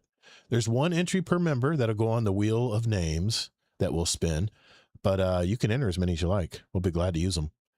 Thank you and good luck. All right. That means it's time for my topic, or the show topic of the night. We'll do that right after this. What's up, Rye? How you doing, man? Been a long time, man. How you been doing? Long time, brother. All right. Let me get a quick drink here. Oh, yeah. Gotta drink some water. And definitely be thinking about, what your opinion is on this, because I want to ask you guys afterwards. I'll try not to go too much into a diatribe here. I kind of wrote some notes down, so. And let me guess, you put 10 different points together as one point. Well, keep notes. But they are always related to each other. They are. That's that's fair. No. That's fair. Dude, I know. It's been a long time, man. I'm glad you're chilling out, man. I'm glad you're doing well. Good to see you, man. Good to see you, Rye. Okay. Here we go. All right, for our topic of the show this week, I was watching a video from Legendary Drops on his YouTube this week, and he was talking about one aspect of game development that kind of piqued my interest. By the way, if you haven't followed Legendary Drops, check out his channel. I think he's got like 500,000 people, maybe more than that follow him. But he always creates some interesting videos around the gaming industry, and sometimes it gives me good inspiration to look into it more. But after I watched it, I looked into this topic a little deeper. I wanted to see what everyone's feedback would be on it. So like I said, feel free to chime in, especially if you're in the live chat tonight. I'm curious to see what you guys have to think and have to say. We've talked in the past shows about the chaos of the Western game developer studios. They're going through a lot of crap right now, not just the Sony drama. We've also discussed why the East, like China, Japan, and other countries, are really killing it in new games right now. And the biggest factor, it seems, is the exorbitant cost of making video games in the United States today and surrounding areas. So I ask, why is this the case? I mean, video games made just a decade ago didn't seem to have these crazy development costs. So what gives? Well, in the past, I've compared video games with movie studios. I've compared the video game studios are very much have the same model as movie studios, and why it is such a gamble in both areas of entertainment. But what are the actual comparisons? So I looked this up, and the main thing about video games is that about a decade ago, the industry rule of thumb was, developers had a fully, salary, benefits, equipment, studio overhead. It was roughly about 10 to 12,000 per month. And today in North America, the major hubs like California, Washington, Vancouver, that figure is 15 to 20,000 a month per person as far as cost. A modern AAA studio who employs between 300 and 600 full-time staff. This is engineers, 3D modelers, animators, level designers, QA testers, sound engineers, and narrative leads. That's just crazy, man. That's just a lot of people in one studio. A standard AAA dev cycle has now exploded from 2 to 3 years up to 5 to 7 years. So a team of 400 developers working for 5 years at an average fully loaded cost of $18,000 a month equates to $432 million in pure labor costs before marketing even enters the picture. To make a single 3D character in 2010 might have required a concept artist, maybe a 3D modeler and an animator. Today, achieving photorealism requires a concept artist, a high poly 3D sculptor, a low poly optimization specialist, a rigging engineer, a texture and shader specialist, also known as a PBR, not Pabst Blue Ribbon, motion capture performers, and mocap cleanup tech. You got facial animation specialists, you got technical lighting artists, and then you have sensitivity and consulting agencies. That one I really laughed at. Every individual asset passes through a complex pipeline of specialized roles in the studio. So if a direction or scope changes midway through, sound familiar with Destiny? Rebuilding that pipeline wastes millions of dollars in development cost. And unlike a film script that is locked in before a major shoot starts, a game's mechanics, its level flow, the narrative are constantly being built. They're being play tested, they're being discarded and rebuilt. Then you have the misdirection, you got the leadership changes or changes in game engines mid-development. You know, they routinely incinerate 1 to 2 years of work, meaning studios pay high-priced engineer teams for work that may never make it to its final build. Now let's compare gaming versus Hollywood studios right now. A modern AAA game developer is about $300 million. A blockbuster movie, let's just say for comparison's sake, it's also $300 million in production. The primary cost driver of a AAA game studio, 75 to 85% of the budget is direct payroll across 5 to 7 years. That's why there's layoffs. That's the main thing people can cut to save cost. Let's look at movie studios. You got cast, you got the special effects, on-set production, you got actors fees, you got practical sets, you got massive third-party visual effects vendor contracts. The development cycle for a video game, AAA, 5 to 7 years. A typical movie is 1.5 to 3 years. And then there's pre-production. That's pre-production to post, by the way. The pacing of the burn rate, which I think Schreier was talking about this in one of his videos. On AAA gaming studios, it's slow. It's a massive burn over years. Payroll is a constant, and it compounds every month the game is delayed. On a movie, it's a spike burn rate. You have these huge capital expenditures during an intense 3 to 6 month principle, where they're that photography window where they have to record and capture everything, and then of course the visual effects push after that. The marketing ratio, often 50 to 100% of the dev budget, and we'll take the example of a $300 million dev budget, might see marketing cost of $150 to $300 million. Often on a movie theater or a movie studio, 50 to 75% of the production budget is spent on promotion. So you're talking about on a $300 million movie, about 150 on global, P&A and marketing. Now let's talk about post-launch spending. On a video game, it's high and it's ongoing. You have live service patches, you got expansions, you got server costs, you got content drops that requiring and maintaining hundreds of developers to be on staff. With a movie, it's one and done. You got distribution, you got home release formatting, and some minor promotional pushes, that this movie is now available, on Blu-ray or whatever. So the problem is the break even.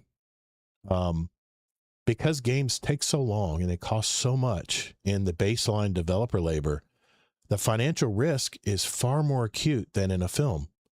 You have the storefront cut. Platform holders like Steam, we just talked about this, PlayStation, Xbox, they take 30% cut off the gross sales. Unlike, unless it's a first party title, like if it was Sony and, God of War or something, it's more, or, it's less. If a publisher spends $300 million on development and $100 million on global marketing, that's a $400 million total risk. And they sell the game at $70, $49 net per copy after the 30% platform fee. So if you take those into consideration, you would have to sell 8+ million copies at the full $70 price just to break even. And that, to do that, that puts the game in the top 1% of market performers, which Destiny was, by the way. This is precisely why publishers push aggressively into day one microtransactions, cosmetic DLCs, or safe iterative sequels rather than taking creative risk on original IPs. So there's a crisis right now in the AAA gaming studios because the developers and publishers like Sony are tired of these costs. And I talked about Sony's live service push last week, how what they're basically doing in a nutshell from last week's show is instead of banking these studios, paying for all the salaries and payroll and all the expenses, they're just going to sit back and do an initial investment with a studio and then just take that 30% cut. That's all they have to worry. That initial investment is all they have to worry about.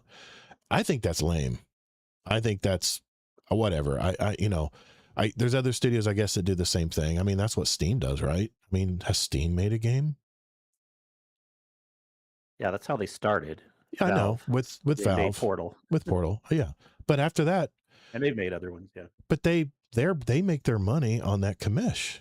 They make the money on that commish. So the problem that adds to all this expense is the fact that game developers love Hollywood. We talked about in the past how the writing and production awards in Hollywood don't apply to video games because they look down at video game writers. They think that that's not really as worthy as writing a film or a script or the high production cost of making, like the Odyssey this week that I watched. So they kind of look down. So the gaming industry kind of has this issue where they don't, I guess it's they don't feel like they're being valued. So what a lot of studios are doing is they're hiring Hollywood actors to be in their games. They're spending all this money on mocap, on voice lines. I mean, Destiny's not exempt. I mean, we had Dinklage doing, the Dinklebot, and then they changed it over later. But the problem with these game developers, they're spending all this money that really doesn't make much difference in the game. So I'll give you some examples here. CD Projekt Red, Cyberpunk 2077, they use Keanu Reeves. But let me ask you, if Keanu Reeves wasn't in this... Don't say that did not make a difference. That was the best thing they did to the game. Okay. The best thing. Okay. What do you think, Miklo? Okay. I haven't played through yet. You can have a different opinion, but what if they just had okay. Let that be the what do you think, Miklo? Do you like Keanu Reeves in it, or? He makes it pretty cool. I'll tell you that. Mm-hmm. What about Death Stranding with Norman Reedus? I haven't played Death Stranding. Another example they gave was Quantum Dream, Beyond Two Souls, Detroit Become Human. They use Willem Dafoe and Elliot Page. That didn't even come to mind when I heard those Detroit Become Human games. I never even remember. I didn't even thought he was in that game. That's right. Supermassive Games. They use Rami Malek and Hayden Panettiere in Until Dawn. Cloud Imperium Games, Star Citizen. Well, man, that's a deep hole. They've used Mark Hamill, Gary Oldman, Henry Cavill, Gillian Anderson, Ben Mendelsohn, John Rhys-Davies, Liam Cunningham. Did that really make a difference in the game? It did big time. What about Slow Clap? What about Claire Obscure Expedition 33? They used Charlie Cox from Daredevil, Andy Serkis from Lord of the Rings. Now, okay, Andy Serkis was really good. That mocap was really good in that game. I have to admit that was really good. But what I'm saying is this is adding to all of the expenses of making these games, and I'm just wondering if there's a better way to do it. What about Giancarlo Esposito in Far Cry 6? Oh my gosh. You Yeah, think? that was amazing. Okay. In Far Cry. That was what Legendary Drops video was about. That's why that's why I didn't really make it the center of the now that's just his opinion, that that Hollywood's way too attached to Hollywood, and that he feels in his video that it was money wasted. But I just use that as an example. But we talked about what makes games so expensive, and if they have to sell 8.5 million copies at the full $70 price, you can see why there's AAA games are getting more and more less risky. In other words, you're seeing a bunch of sequels, and the movies have done this too with all of the superhero movies. But that was my topic tonight. I wanted to, mention why the West is having such a problem developing games these days. And how does this get fixed, Kingsley? I mean, how do they fix this expense problem? Is there a fix? Or is this just going to be what manufacturing in the United States was? Not to circle back to that topic again. I don't think we need to talk about a fix right now. I think you and the dude are making a mountain out of a molehill. I took a lot of notes here. Well, let's hear it. I'll just loop with the last one, which we already kind of answered. But yeah, okay. You can't say that Hollywood looks down on video games, or else all these Hollywood actors wouldn't be willing to be in video games. Okay. Keanu Reeves and all these people. Right. Also, it's a way to gain excitement, and it does make a difference. We've even had people in the chat saying, and we know with Cyberpunk, it was probably one of the best moves having Keanu Reeves in the game for like what it did and stuff. I'll have to play it and see. I'll have to play it and see. Yeah. So that doesn't mean that every game should have someone famous in it. Of course not. But there's nothing wrong or nothing bad with a lot of the times when they've done it. It's been well worth it. Okay. So you mentioned, first of all, video games a decade ago didn't have the same cost. Do you have a source of that? Like, I mean, we don't know that they were that much cheaper unless you have some kind of source or something. I didn't look up any sources. I can though. All right. I can move on. Okay. Yeah, go ahead. Keep talking. I'll look it up. I disagree with the general point that video games are that expensive based on what they are. They should be as expensive or more expensive than movies to make, because they give you way more entertainment than a movie does, if we just count hours, and they take more time to make than a movie does. You even said that too. Right. So if they give you some more entertainment and they cost more to make, then I don't see what the problem is. Of course, they're supposed to be expensive to make. Okay. Because you keep comparing to movies, and since you're comparing to movies, that's why I'm using these points. I compare it to movies all the time, because movies are... And I don't think they should be compared, but since you are, that's why I'm going down that route. Okay. Since you're comparing them to movies, they give us more entertainment than a movie does, and they take longer to make than a movie does. So to me, the costs don't seem that off. Now, sure, you could find things to cut costs, but then you got to use that argument for movies also. Movies and video games both have AAA and expensive ones, and they both have cheaper ones. Indie games, indie movies, things like that. Absolutely. So, A24 is the king of indie movies right now. I love their movies. And next, everything's more expensive right now, so that's bringing the cost of video game development up, and stuff like that. So it kind of makes sense to me. I mean, yeah, sure, people are going to find ways to cut costs, but that's more just in general with everything in the industry now, not just video games. But I also looked up, I'm curious on your source, you were saying that video games cost about 75% on staff. Well, I read that for movies too. Above the line and below the line, actors, crew, and staff make up to 75% of the film's total production budget. Yeah, I think they mentioned that in the article I was reading, that it was, well, you were movies saying were marketing 75 makes up 75%, but no, I don't think that's true. It's the staff and the actors and the crew. Oh man. So there you go. Another comparison. So like, if video games shouldn't be having 75% for staff, then movies shouldn't either. Having 75% for actors and staff, So 50%. I really think there's not an issue here, other than the issue is Well, then there's an issue everywhere with movies, also with everything in You know life, what? and there kind of is. Everything's too expensive these days. I'm also But curious. there's nothing particularly wrong or different with video games compared to pretty much everything else out there, if we're counting movies. Well, I mean, you would and think stuff the like upside that. would be better because video game sales, at least AAA, we're talking about AAA games in this topic, that they have more users than a lot of the entertainment combined, right? And a lot of, I mean, that's generally basing on the gaming industry and as a whole. But I'm going to see what the average cost of a. Well, I think the interesting thing is what can we do for the games and the movies that don't make their money? Because there's plenty of movies also that don't make their money, right? But are we hearing all the time about movie studios that are shutting down when they have a couple bad movies? Not usually. But we hear about game studios that are shutting down because they've had a couple bad games. They're not making that. So how is it different? Well, that kind of proves 2 points here. Yes, we should be looking for ways that games can make more money and we can have less cost on staff, by a little bit at least. But at the same time, we got to be okay with the point, if we get investment money into these game studios and stuff, that not every game needs to be a hit. And then if it's not, it's okay. Go for the second or the third game. If you have 3 games in a row that aren't a hit, then you're probably having financial problems. But like, you don't have to have every game be perfect, where it's like being made perfectly. In fact, one of the dudes from Nintendo, I forget his name, just came out with, I saw this in the news like yesterday or today, saying like, video game companies are often worrying too much that every game has to be a perfect hit, and it's okay sometimes to make games that won't necessarily be a hit right away.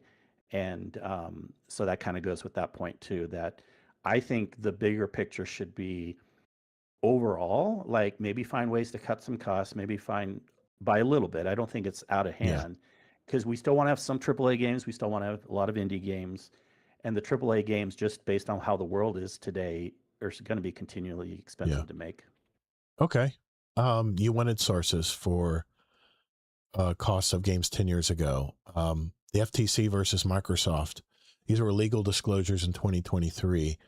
Horizon Forbidden West cost $212 million over 5 years, with a peak headcount of much less. No, The Last of Us Part 2, $220 million. See, they're not that different from today. No, I'm not done. Major publishers reported that greenlighting new AAA games today frequently requires $200 to $300 million in development costs alone, with marketing costs even higher.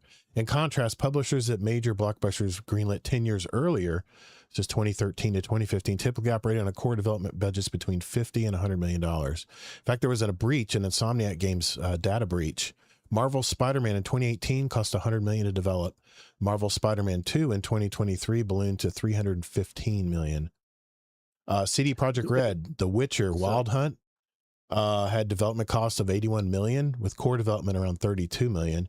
Cyberpunk 2077, on the other hand, $142 million, but they totaled $316 million before all the post-launch support.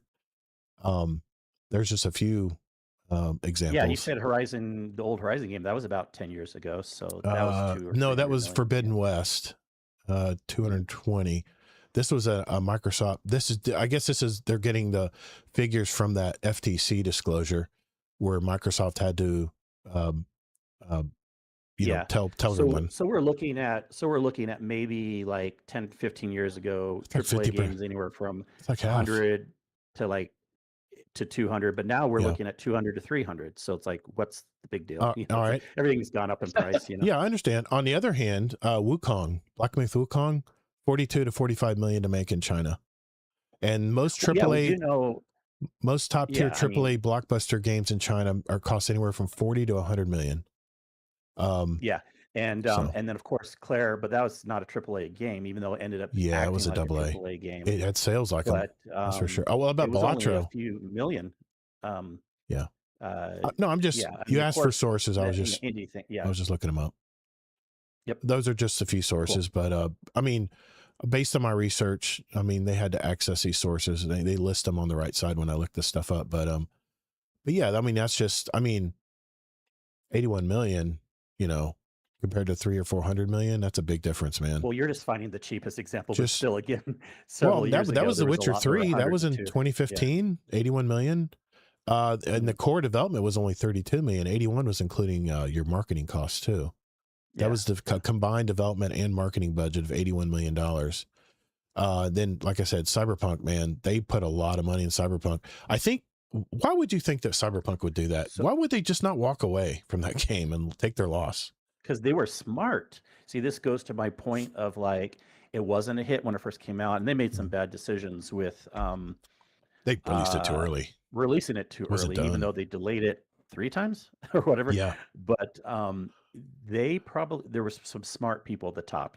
That's the only people that would have made that decision. Yeah. That they're like, we know we have something good here, and so they let it cook. They let it, go a little bit longer, and it's the best decision they could have done. You know what? This reminds me of Battlefield 6 right now. They had the perfect opportunity because Grand Theft Auto got delayed another year, and I think they had really good sales in 2025 when this game released, and it was like the perfect storm. There was no competition, and you remember that was the same year that the 2026. It was the same year that Call of Duty for once really stumbled with its latest game, and I think there were 700,000 people concurrent on the peak on the first, on Battlefield 6. There was something going on right now. People were leaving Battlefield 6 because it wasn't ready. And what people are saying now is that the game was pushed out a year too early. And the updates that Season 4 is bringing right now to Battlefield 6, I'm actually thinking about playing. I abandoned the game because it just was shit. It wasn't anything like I was used to playing. The Season 4 is going to have naval battles. They're bringing back a bunch of old maps. They got all these maps coming in and stuff. It's almost as like this was the trajectory all along, was 2026, and they released it in 2025 instead. I feel like that's the same thing that CD Projekt Red did with Cyberpunk back in the day. Doesn't it kind of feel like the same old story with these developers today? They're pushing them out too early, and you gotta imagine the shareholders are right behind a lot of that, but it goes back to that same problem. That's better than nothing. Division 2 also, it didn't have a bad release when it came out, but it actually got more popularity and it got better over time. Yeah, look what Ubisoft is doing right now, man. You know what's funny? Sorry, I mean to cough in the mic. Ubisoft doesn't really have any new games out there, do they? They're really relying on their. There's a few. Okay. But they're because they had to cut back. Yeah. They're smartly relying on the popular ones. Their game libraries, they're really making improvements to a lot of their games, and maybe that is smart because a lot of us are nostalgic for the games we played. Oh yeah, nice picture there, Miklo. I see it now. Thanks, man. You guys definitely are. You guys are definitely brothers, man. Sorry, I saw it late. That's all good. But yeah, I mean, going back to, the games are so expensive today, and Schreier talked about this on a video he put out as well, how there's they think because these AAA games have to be photorealistic is why they have all of these other engineers and artists that are involved, because that's what it takes to make these games so photorealistic these days. I'm just trying to understand this whole thing, man. I hear that they're $300 million to make Marathon. I'm looking at that game going, where's the money in this game? It feels like a Destiny game. It feels good. The shooting's great and everything, but the graphics are kind of poor. I mean, the art style is weird, and I don't know, man. It's just, it doesn't look anything like a Destiny game. Nothing. So it's not just about the graphics, why costs go up. Probably, since we know a lot about Bungie, the biggest reason why that game costs so much to make is because the freaking engines. They should have killed the Tiger engine a long time. And I know it's a better one in Marathon, so they had to put a lot of money into updating it. It has been making it better. No, wait a minute. No, I thought going forward. Wait a minute. I thought Marathon be good, but I thought Marathon was on the Unreal. No. It's right. It's on an updated engine. It's a dedicated server too, not peer to peer. That's true. That's right. Engine has nothing to do with server. Those are two separate things. But they're systems. Yeah, it's an updated Tiger engine. And look, it could be a situation too where let's say it costs like 50 to or 100 mil just to do the development of the engine, because it could have. You even said in your article, mid-engine they hire changes. specialists to make engines and stuff. So, that could be a big cost of the game, but we know that they can come out with updates a lot better on Marathon than Destiny ever could. Yeah. So better engine. Regardless if Marathon does okay in the long run or not, Bungie could be in a better situation now with an updated engine, even though they put a lot of money into it. Dude, I'd like to think, my copium in tow, that AI can really make game development like half of the time. I mean, all right, everybody get ready to drink. Arc Raiders only took 2 to 3 years to make, half the time that it takes most the AAA games out there to be made. And yes, Arc Raiders has it has its limitations, and they're hard at work right now for October to really revamp this whole game, because I think they realize what a good game they have now. But dude, I just, how is it taking 7 years to make a video game when it only used to take 2 to 3 years just a decade ago, man? That's what I'm trying to understand. There's more complexities these days to have a better looking video game. You think it's because of engines? The engines are more complex? I'm just trying to understand why. That's the basic way to say it, but it's more than just the engine. There's like, if you want to make a game that has live service, that has the best graphics, that has this, and this, there are more things you're doing that are more expensive today compared to a game 10 years ago. Then how does Claire Obscured make such a beautiful game? With such low amount of money. Game. It doesn't have a crazy engine. It doesn't have. It's not as big. It's it is on rails. That's true. Yeah, it's a one-player game basically. Great music. And this is just simplistic. Oh yeah, I'm mostly guessing, but these are pretty educated guesses. Okay. Yeah. Miklo, what say you, man? What's your take on all this stuff we're talking about tonight? I don't really have too much of a big opinion. I agree with everything that Kingsley said. I think what makes a great game is you gotta have a good story, great characters, and good music, pretty much. Yeah, music's important, even though a lot of us mute it after we play and that's expensive. Very expensive to have good music in a game. You can't just hire AI to make it. You got to use real composers, Destiny music. I fall asleep to Destiny music every so often. I play music in bed at night to help me sleep. And man, that Destiny music just is so beautiful, man. It's so gorgeous. But I don't know, I'm just trying to understand this, Kingsley. I'm just trying to understand why. Not only does it, because I've said this in earlier shows, you literally have to be a time traveler or a forecaster. You have to have a crystal ball when you make a game now, because if it's going to take 6 or 7 years, what is the gaming industry even going to look like in 6 to 7 years when you decide to release the game? Marathon found out, they're tracing that's that's a different point. I mean, you can have an expensive game made in 3 years. It's less likely these days, but yes, that's a very good point. That has nothing to do with cost, because Claire Obscura took many years to make. I think it was 6 years. It does have to do with cost, because the main cost of making a game is those salaries over time. I meant, but Claire Obscura took many years and they kept their costs down. So it's not directly related. It can add, but it's not directly related. Claire Obscura had a lot less payroll. That's why, but the point of it took 6 years also, I believe Claire Obscura did. I heard it took a very long time. And it didn't take, so I think if you're making an original idea, a timeless game, a single player game, it's okay to take 6 years. Because games it's like Cyberpunk, evergreen. games like GTA. I mean, even though it's going to be live service, it's okay. Or games that people are already used to, like don't come out with Call of Duty every year. Don't come out with a Destiny every year, but come out with a Destiny every 3 or 4 years at least, which, again, back to that point, I wish they came out with a Destiny 3 before Destiny 2 went that long. But, live service, but if you're doing a game like Marathon that's live service and it's a very specialized thing, it's not like a single player game, and it's going to take, Marathon didn't take quite 6 years. There was the incubation period that most people don't count, but we're kind of counting it in. But actual live development, I think, was more like 3 or 4 years. But that is scary. You live service that's like chasing some trend, and it's going to take 3 to 6 years to make. Yeah, That's why the games are failing. I'm trying to There, think. it's not so much the costs, in my opinion. It's not so much the this or the that. It's just not knowing if people will like it or not. I'm just And gonna look this up. you know, and people, and you know, it's okay to make a game that not everyone's going to like, right? Right. The guy even said that. I got to get his name, from some guy from Nintendo. You know, not all their games are hits, and Right. or they don't know if they'll be a hit before they come out. But if you're going to make games that you're not sure if people will like or not, Yeah. then your business has to support that.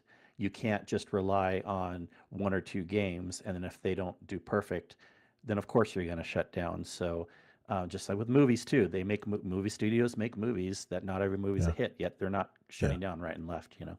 And indie movies, where they really can save a lot of cost is locations. I mean, the Odyssey, my God, they were all over the world recording all these scenes. And you can use green screens in AA movies, or, you know, like an A24 movie, or have the whole story on one set, you know. That's where a lot of them save money, where it's like 8 million instead of, like, you know, 150 million to make a movie. And if the story's good, man, it all comes down to content, right? If the story's good, the movie's good. And all you have people that can portray that story in a realistic point of view, then you've got a winner. Like the movie I just watched last week, The Invite. That movie was solely recorded on a soundstage of an apartment complex, the whole thing. And yes, they had a few location of him walking through the city to his job and stuff, but real cheap takes, you know. You sit there with a camera and you take it, and not that I know anything about movie making, I'm just saying, just, you know, just they're like, it's like B-roll. You're recording B-roll, you know, to explain what the guy's doing in real life. But it was all recorded in that one stage. The whole movie took place in this apartment. So that's where they can save a lot of money. I looked it up, by the way. I've been bragging about how Black Myth Wukong, you know, only their costs were like, what would I say? I don't know, 42 million to make. They had a team of 20 to 30 people, and it took them 6 years to make. So maybe that is the way a game should be made now in the future. Maybe if games are going to take 6 to 7 years, maybe they just need to have, like we've mentioned this in the past shows, a core creative team that has the vision, and then everything else, just put it out to subcontractors. You know, you need someone to program it to this or that, or, you know, as long as they have that core creative team. And for Black Myth Wukong, it was 20 to 30 people. And for Claire Obscura, it was 33 people. I mean, look how well that movie did. And then hundreds and hundreds of contractors. Yes. Maybe that is the way that the Western game studios can figure this out and keep their costs down. For some games, but we still want to have AAA live service games too. I would hate for them to go away. Yeah. So we've already been having different types of games. We already have indie games. You already have the Black Myths and the things. Again, there has to be, I think, a situation where we still have triple. I don't want there to be no triple and quadruple A games just because they're expensive. Yeah. It can be done. I just think with those types of games, and it doesn't mean that yes, they can and should find ways to cut costs, but it's not like it's going to bring it from 300 million to 50 million. It's just not, you know. Maybe it'll bring it like from 300 million to 250 or something based on today's costs. And as long as they don't stop making some of those games, but you got to do the safe bets probably with those games. You got to do, it's okay to cost that much if that's just actually what it costs. I'm sure Ubisoft is in a position now where they're not wasting as much money, and if they're still going to be doing their AAA games, then that's the model. It doesn't mean we shouldn't have $300 million games though at all. You know, you got to have some of those and some of the Black Myth games. And if you're going to use a Hollywood star to make your video game, it better sell 8+ million copies to offset the cost and break even. That's the break even is 8+ million copies. If we go by that equation, which could be skewed. If you're even just saying initial sales, and then, even if you can say sales down the road, just like people rent and buy movies down the road too. It's not as good as the initial bump, of course, but there is some of the long tail. And there we come all the way back around to physical game sales, because there is no secondary market once they own all the digital rights to all the shows, all the games. Yeah. I'm going to go off on a small tangent here. I want everyone in chat to answer this. If you want to answer it, you don't have to, and you guys, I want to, this is something that's been bugging me. Live service games. Let's consider this, Destiny 2. We can consider this Arc Raiders. It can be any Division. Yes. Live service games. What does a live service game have to put into the activities that you play where you want to play it every day? What do they have to put in the game, in a live service game today, to make it be a 12-year game like Destiny 2 was? What's the missing ingredient? Because a lot of these live service games are falling off a cliff, man.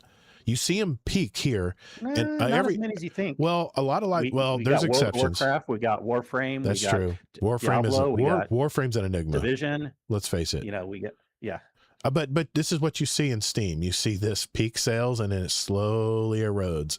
Battlefield 6 not exempt. They did the same thing, and looking at Marathon. Sorry, this is a bad way of showing it, but Marathon, was down to what, less than 2,000 players at some point during the day.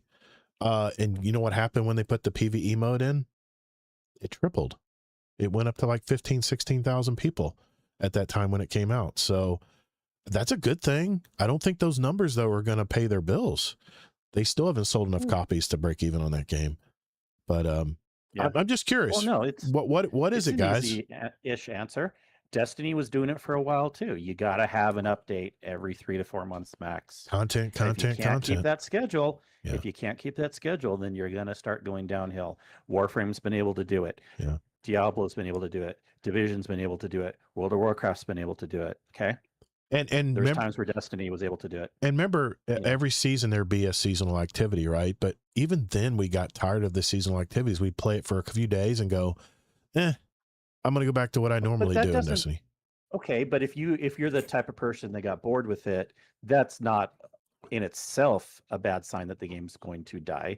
Yeah, like sometimes when I'm playing in Division or Diablo, I may only be interested in the seasonal activity for about a week or so, but there's other things. You're also grinding for the weapons. You're doing this and doing that. And if a season is 3 months, and even if it only gets some people interested for about a month, that's still okay, because then there's another season coming 2 months later. And like Deadpool mentioned in his question last week's show, he says, why are games dead right off the bat if they start losing players?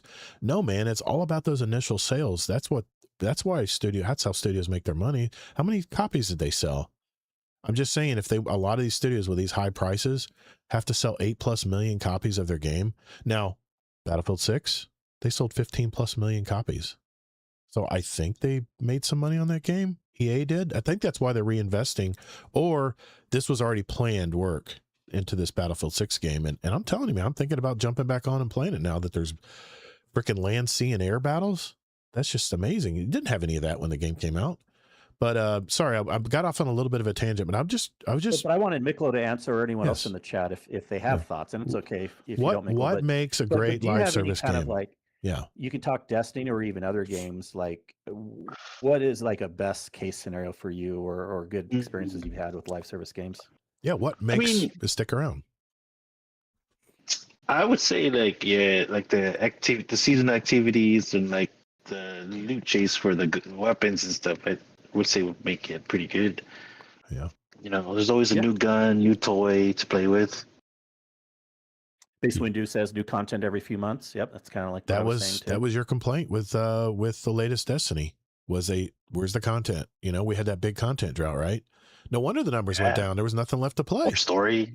That's the same thing with Arc Raiders right now. You can only go and dig through drawers and get the same items for forever and ever, and eventually. And yes, the hardcore people will stick around, but the hardcore is a very small percentage to the numbers you want to see. If you're a live service game, the hardcore are not going to keep you alive. Not going to keep you exactly. Above. You need very good point. That's the bet. Who said that? I want to give him props. I did that. I said that. Thank you. You said that? I said that. Oh, okay. You're welcome. Thank you, Gator. That is probably. I couldn't have said it better. That is the best point, is that you can't just have the hardcore people. You got to have enough content that brings the medium core or the casual people back every few months. And that's what it Player is for like Diablo experience. for me too, because like I get excited at the beginning of a season. I'm not super hardcore in Diablo, even though it may seem like it to some people. Yeah. I'll play for like a few weeks to a month here and there every season. That's still good enough for a seasonal model. But I have some friends that are making new characters all the time because there's way more characters in Diablo than there are in Destiny, and having fun just grind everything through. But you got to bring back the other people every several months Yeah. to keep it going. That's what Destiny failed to do. They couldn't bring back people pieced out after Final Shape, and they couldn't get them back. That's when they should have made another game, but that's another matter. McMaximo says, I know most people weren't fans of drizzling out the content over the course of a season, but I always kind of liked it when there was just a little something to do each week, just a little bit more story each time. The problem with McMaximo with that is the story was pathetic every week. I mean, it was a nothing burger. You remember that, Kingsley? It was a nothing burger. It was like, go talk to Marasov. And you talk to her and she goes, okay, go run another version of the same seasonal activity and come back and talk to me. And that was it. And she give you a little nugget here. Yeah, there's some nuances here. I get it both ways. Yeah. But this goes more to the overall thing of just, it wasn't enough content either way. But I'm okay with them having like a little, even if it's not much story week to week, that does give me a reason to come back also. But what I didn't like, what Destiny sometimes did, was they also would gatekeep the activity versions week to week. Yes. I think all the activities should be available on day one of a season, of that season. And then, you can have you come back next week to give some more lore or something like that. Yep. Regardless, though, which way you do it, Destiny was having issues where there wasn't much story and the activities weren't a lot to do. And some of the newer ones. Yep. Base window. I mean, I got over 4,000 hours on D2, enjoyed grinding every day. That was me, man. That was me. Get your bounties done. Do you do bounties? Get your bounties done, man. That's what the grinding was. At least some of that. So if you can spend that many hours, what stopped it for you, Todd? Because if you could spend 4,000, you can, in theory, spend 8,000. What changed? What clicked for you? There were a lot of things. There were a lot of things that really turned me off on Destiny 2. One was putting caps on stuff. If I want to go and farm stuff on the Cosmodrome, the game always had that. It always limited. It put artificial limitations on strange coins every week. So why didn't that bother you the first 4,000 hours then? Yeah, I've got like 8,000 hours, I think, in this game. If you combine Destiny 1 and 2. I want to know what changed at the end that got you to not interested as much, because the game always had that. Well, like, the end, why I'm playing Arc Raiders mainly now, it's because Dad Bod Hero kind of said it. He says, why should I even bother playing this game anymore? What am I playing for? There's no future for the game. Why should I do all this grinding? That I have to feel like I'm working towards something when I play a game, especially if I'm grinding a game, man. Fair. Yeah. And that's what's happening to me in Arc Raiders right now, is I'm grinding these gear out. I did my first expedition this week with an alt character. I wasn't dumb enough to do it on my main one. And I was like, I got to rebuild all my workbenches. I got to go find all these stupid parts to build it again. And it just, there was nothing fulfilling about it. Yeah, I got 5 extra skill points, but the skill points don't really tweak much. Nothing like Destiny, man. I mean, you can get a really good build in Destiny and be a god. That's not the case in Arc Raiders. You get like 6% here, 2% here. Like one of the skill perks is you can open and pry stuff open quietly. I haven't been able to tell the difference between phase 1 and phase 5. I can't tell the difference in my headphones that it's any quieter. I'm like, I guess it's quieter to the arc enemies so they don't come running after me when I do it. But I have never seen, it's like, and this is what I'm hoping they're going to revamp in October. The skill points don't really mean much. They're not really moving the needle much. So, and that's the reason. That's the reason I quit playing Destiny. And I love playing the raids. They're challenging. This old man brain, it keeps his brain crisp, because you guys are on me to make sure I do my job in the raids. And I love that part of it. That's why I like doing it every Saturday. I look forward to it. But yeah, I mean, it's when you're grinding and working towards stuff in a game, you want to hope that game sticks around. Remember when they sunset all the weapons? Remember how defeated Dado was? He was like, why should I even play? There's no reason for me to play the game anymore. I mean, there's nothing to grind for anymore. There's no reason to grind anymore because they just eliminated all the weapons that I just grinded for. It's kind of the feeling when I play a video game. I want to feel, I guess I'm answering my own question here. This is what makes a live service game long term for me, is I have to feel like I'm working towards something.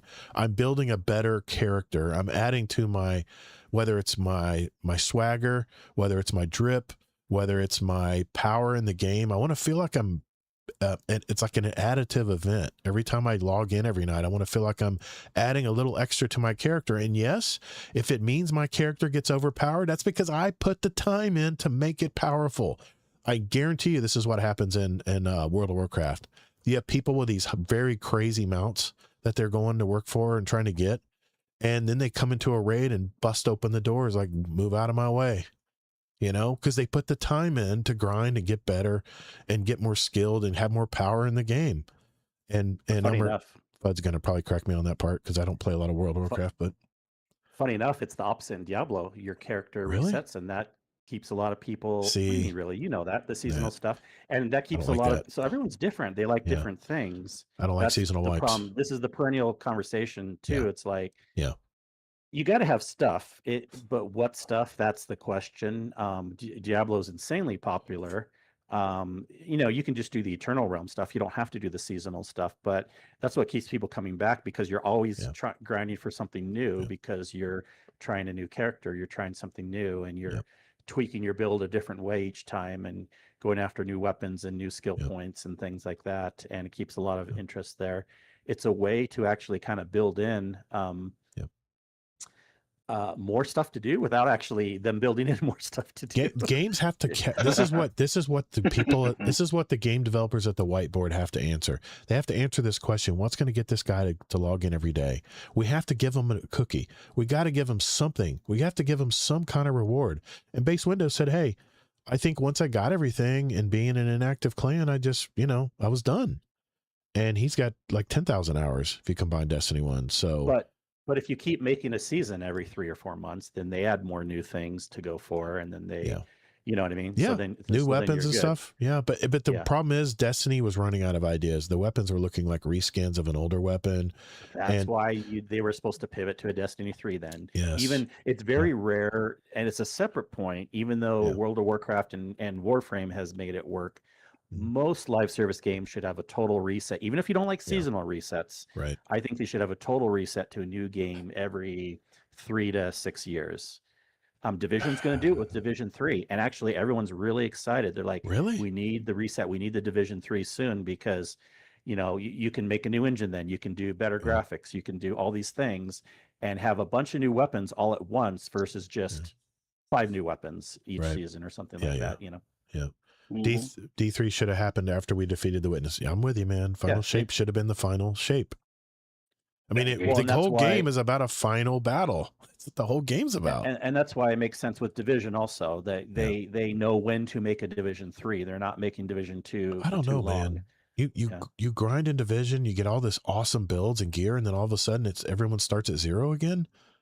I don't know. All of a sudden, you just said that Destiny should make a new D3, so Division no. D3 also. No, you said there were going to be seasonal wipes in D3 or Division 3. I said that for Diablo. Oh, Diablo, yeah. See that? I don't like that. I didn't say that for. I don't like seasonal wipes. Yeah, but many people do. Yeah. But until when someone comes out with a space opera game like Destiny, and there's a big void right now because there is no game to replace it. There is. Well, okay. That will build your character in a live service environment. And I've mentioned Ready Player One. Yes. I mean, Ready Player One, it was unlimited because you can get all kinds of swag. You can, it seemed like that platform was endless. And I got a lot of comments on YouTube like, hell with that, man. That means all the corporate overlords are going to give us no, man, it's a market. This is a free market economy. If another vendor has something that's cooler in the game, you would go to that vendor and make the corpos or whatever you're calling over here, make something to match that. That's competition, man. That's what makes America great. Anyway, I appreciate. I just want to tell people, don't stress out there. There are a lot of other games that are as good as Destiny 2. Okay. You can find them out there. People are all the time. It's also okay if you only want to play Destiny 2, but don't think like there's not other good live service games out there to play. Yeah, don't listen to this old guy. I'm a jaded old Destiny guy. I have some hard feelings, that's for sure. Hey, thanks for taking that ride with me, guys. I know it was a long topic, so let's get into our catch-up segment. Let's have a little fun and sit back and chill right after this. Yeah, we're getting up there in time. I got to start keeping an eye on stuff. I knew that conversation would spark something. It's just I am going to make a correction on that. What I said last week too, Kingsley. I did look that up. Yeah, I did omit an important word. Yeah, I need to make amends for that. Let me clear. Well, in the Discord too. Yeah, but I already kind of answered it in the Discord. But. Yeah. Here, go for this. Okay. Yeah, we don't need those anymore. Okay. All right, here we go. I need like 2 minutes maximum. I gotta use a bathroom. Okay, give me 1 second. I'll be right back, guys. Good. Yep. Go ahead. How many big globes you crushed? What's that? Oh. I was just saying I haven't had a Pacifico in a long time, so when you mentioned that, I need to pick one up again. Oh yeah, man! It's just such good taste, especially when it's ice cold. Oh my god! Yeah. Game changer. I'm not like the biggest beer fan, all in all, but like, I mean, I had a pack of these Michelob Ultras, just funny enough, sitting around. I'm like, do I still have that? When I was thinking about the show tonight, but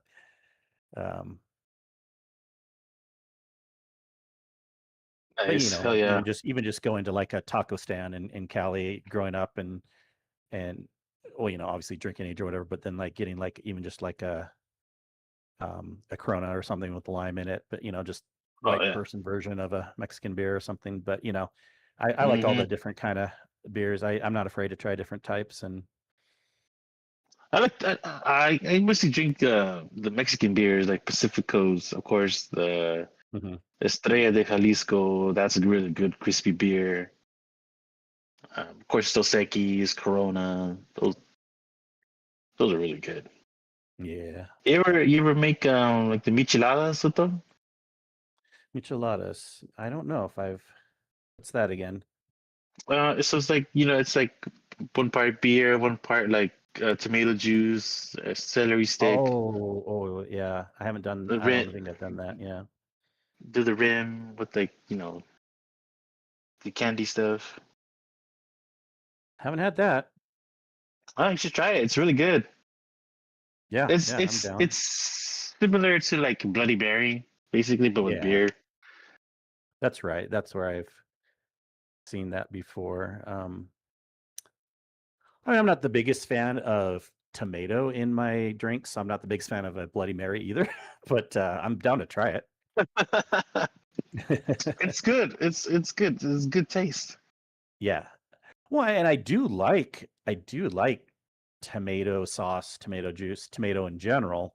But I'll give it a try. Yeah, I think it's normally done with the clamato juice. Okay. Yes. Which is yeah. You know. I mean, or was the drinks, the beer-ritas or whatever. You pour like a beer inside of a margarita or something. Yeah. You see the bottle kind of tipped over inside of it. That's crazy. But yeah, if I had my first choice, I'm more of like just like other drinks. Like I'm a big tequila fan, but beers are okay. I would never like pick a beer in general, but yeah. You ever try a tequila called Centenario? I don't think I've tried that one. That's a really good tequila. I recommend getting the Centenario Añejo version. What does that mean? Centenario, is that 100%?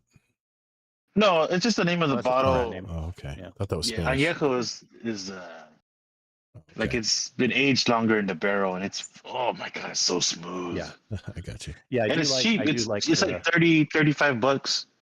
Oh, really? I'll have to see if our local, if we can get it in Utah. Tell me the name again. Centenario. Centenario. So CENTENARIO. I believe so. Yes. Probably. Okay. Yeah. because our state has a website where you can look up things really easy. Because in Utah, they don't allow private liquor stores. It's all run through the state. But the good thing about that is you can like look up inventory and the prices are good. Oh, no shit. Yeah, Utah has some weird liquor laws, but Yeah, they do. you can get beers and stuff at the grocery stores and the gas stations, but you can't get hard liquors at the grocery stores and gas stations. It was weird. You have to go to a liquor store. Yeah. You can't get wines either. Wines are only at the liquor stores, not at grocery stores. Utah is a special place. There's other states that are kind of like that too, but it's definitely less common. It's kind of weird. Yeah, I mean, there was a point where Utah was dry for a lot longer than a lot of other states. Reminds me, I gotta get some liquor for Saturday afternoon on Fudd's tournament. Ooh, I gotta match his energy. That is tough, man. So we can get the Grand Centenario or just Centenario? Either. Yeah, I think Grand Centenario is like fancier, or yeah, I think it's the fancier one. Well, you can get the regular Centenario Reposado, but I can get the Añejo one, Grand Centenario, and the price is. Let's see what the price is. I think Grand is more. 41. Still, I'm willing to drop that much to give it a try. It's really good. I recommend. Yeah, I'll give that. Thanks for the recommendation. I'll give that a try. Hell yeah. Ooh, hell yeah. I gotta stay away from tequila. I get bad dreams when I drink it. All right. I do, man. People are such tequila wimps. They think it's way worse than it is. Even a strong margarita will kick my ass when I get home. I do not believe that. If it's the same amount of alcohol content as like another drink, when I was in college, affecting you more. When I was in college at UCF, that's usually what it is. People had a bad experience. I had a lot of I had too many margaritas. I had a lot of tequila in my system, and I woke up. I went home and took an afternoon nap. I woke up and I thought the world had ended. I was walking around the house. Same thing could have happened with another drink if you drank as much. All right. I'm just pegging, I have to pin it to something. I have to pin it to tequila, at least for now. I've drank tequila before, but yeah. All right, let's get into our catch up. I got to be careful with the clock here. We're getting up there. All right, here we go. All right, boys and girls. This segment is where we catch up, talk about what we've been playing, what we've been gaming, what we've been doing in our life. And I'll start with our guest of honor tonight, Miklo. Let us know what's going on in your life right now, man. What are you playing? What are you gaming? What's going on? Not a whole lot going on. I've been playing Quartz D2. I recently started to replay Cyberpunk, doing the corpo route. Nice. Oh, you doing corpo? Yeah. I've heard that the corpo route has like more dialogue. It's inner city too. You're in the city and you're stealing stuff from computers, and it's crazy, man. It gets really stressful. Yeah, and pretty much, Call of Duty's in the back is there too, because my friends get on, daily. But, yeah. What's Call of Duty like these days? I haven't played in probably a decade. Well, I played zombies, but not regular multiplayer. Call of Duties I like are the ones made from Infinity War, so like the Modern Warfare series. Yeah, those are just so smooth. Do you still play the campaigns? Do you still play the campaigns? Yeah. Okay. Well, the last couple of Call of Duties I didn't bother with them because they were trash. Okay. But the new one, Modern Warfare 4, that one's gonna be a juicer. Okay. It looks like. Okay. Awesome. All right. I guess Kingsley, what's going on in your life, man? Talk to us. Yeah. Gaming. I hopped a little bit in Diablo this last week. There was a few things I was checking out. They made some good patches. They were listening to the community where it didn't bother me as much, but I can see why people wanted this. They did some new thing where you can craft the highest mythic things now, where before you can craft everything in the game except for just one small thing, which were mythics. And but they made a way to do it, but then they did it in a stupid way. So it wasn't the blame on the crafting. It was just the blame on how they did it. So they fixed that. And so people are excited to grind again. The hardcore players, mostly. Me being a medium core player, I'm like, whatever. I don't really care. I'll get it if I get it. But but mostly Cyberpunk, even though if you check me in Discord, it looks like I'm always on it. I just keep the game open a lot, but I've been playing in a medium amount. Sorry, not Cyberpunk. I do want to get Black back Flag. into that also. Resync. Black Flag. Yeah. Yeah. I think I'll be maybe if I keep what I'm doing, I'll be done with Black Flag in another week or so. But then I don't know if I want to hop. I want to do some more Diablo. I want to do some more Cyberpunk. I want to do some more Warframe. There's so many good games out there. Gaming I'm not hurting for, but other things, IRL, getting ready for brother-in-law's coming into town from Australia. Oh wow. My wife's Oh, brother. nice. And we've raided with him before. I don't know if you have, Todd, but Is it Omega? his name. No, that's your nephew. No, that's my nephew. Right. Brother-in-law is it's another Prime name. He just goes by Prime, but it's not Optimus or obviously not Rodimus Prime, but like it's like another Prime name. I forget his full gamer tag. Okay. But we've raided.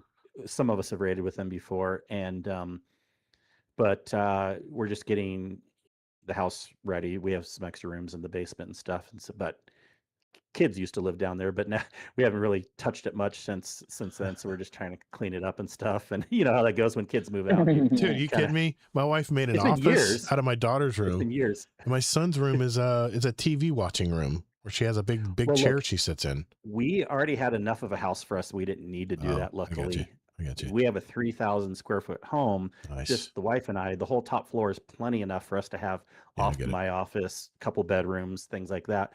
Nice. But now that we have the basement, which we haven't had to touch since the kids have moved out. But anyways, brother-in-law's going to come. That's cool. Visit. Man. That's cool. I've been saving watching Odyssey until he came into town because they don't always get movies the same timing in Australia as they do over here. Yeah, it's delayed. And so I got the tickets through Cinemark. I do the Cinemark movie club thing, which I like better. I've mentioned it before, where you pay a monthly fee and they give you credits each month. But even if you don't go to a movie that month, you don't lose it. It rolls over and your credits can keep building up. That's nice. So I have like 7 credits right now since the last time I've been to a movie. So yeah, it resets. He's coming with his daughter. Oh yeah. And then me and my wife, and we're gonna go, and basically it's already paid for. Please, I got tickets for Saturday. Please tell me you bought it for IMAX. I know. I know. Dumb question, dude. It was all filmed in IMAX as intended. So it doesn't mean the movie's gonna be horrible. Not on IMAX. No, not at all. It just yeah. I'll talk about mine. Yeah. I'm gonna do that. I did the XD, which they call the IMAX here. Okay. It is an IMAX. You'll be fine. It's like some extra things, but I don't worry about that as much. But looking forward to that, and then that's Saturday. We will be back in time, but there's a small chance. I don't think so, but there's a small chance I'll have to see. Maybe he'll even want to join and watch on Raid Night. Heck yeah, man! With us before. Join our live chat. But you we'll can have to see watch what us play. He's up to doing. Heck yeah, man!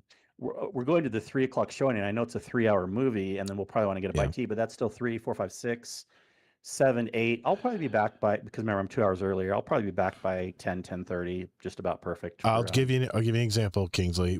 I went to the 3:00 movie as well. We were out at 6:30. But once you get dinner, I had dinner with my parents and my wife. I think I got home around 8:30, being realistic there. So yeah, that's kind of what I was thinking. Yeah. But see if you can jump by. Be fun. Yeah. But looking forward to that. And we've had like I mentioned earlier in the show, some crazy monsoons stuff that's been going through. Right. But some areas of Utah, like it hasn't hit the main valley where most people live, like the Salt Lake Valley, as bad. Right. But south of us and stuff, and especially with a lot of the bad fires and stuff, afterwards they leave burn scars. Right. And stuff. And then like what happened in California and other places too, and then flooding. And already there was, this can happen any year when you're out in the West. If you're camping, and if it's a time of the summer where there's possible thunderstorms, do not do it, or be very, very careful, because what can happen out in these areas, especially with the geography and like little mountain passes and valleys and stuff like that, it looks like desert in a lot of areas, but there's these dry washes, and they're meant to hold thunderstorms. They create these instant rivers that just create like little mini floods. Wow. And there was a family of 4 people that was camping, and they died. They got washed away. Holy crap. In a flood. Yeah. Jesus. Yeah, it happens every year, but that's why, again, if you're out in the wilderness and thunderstorms are coming through, get back to somewhere safe, dude. unless you really know what you're doing. Someone died in one of the river trails in not what's the name of that park there, the big one? Zion. Yeah, someone died when we were there.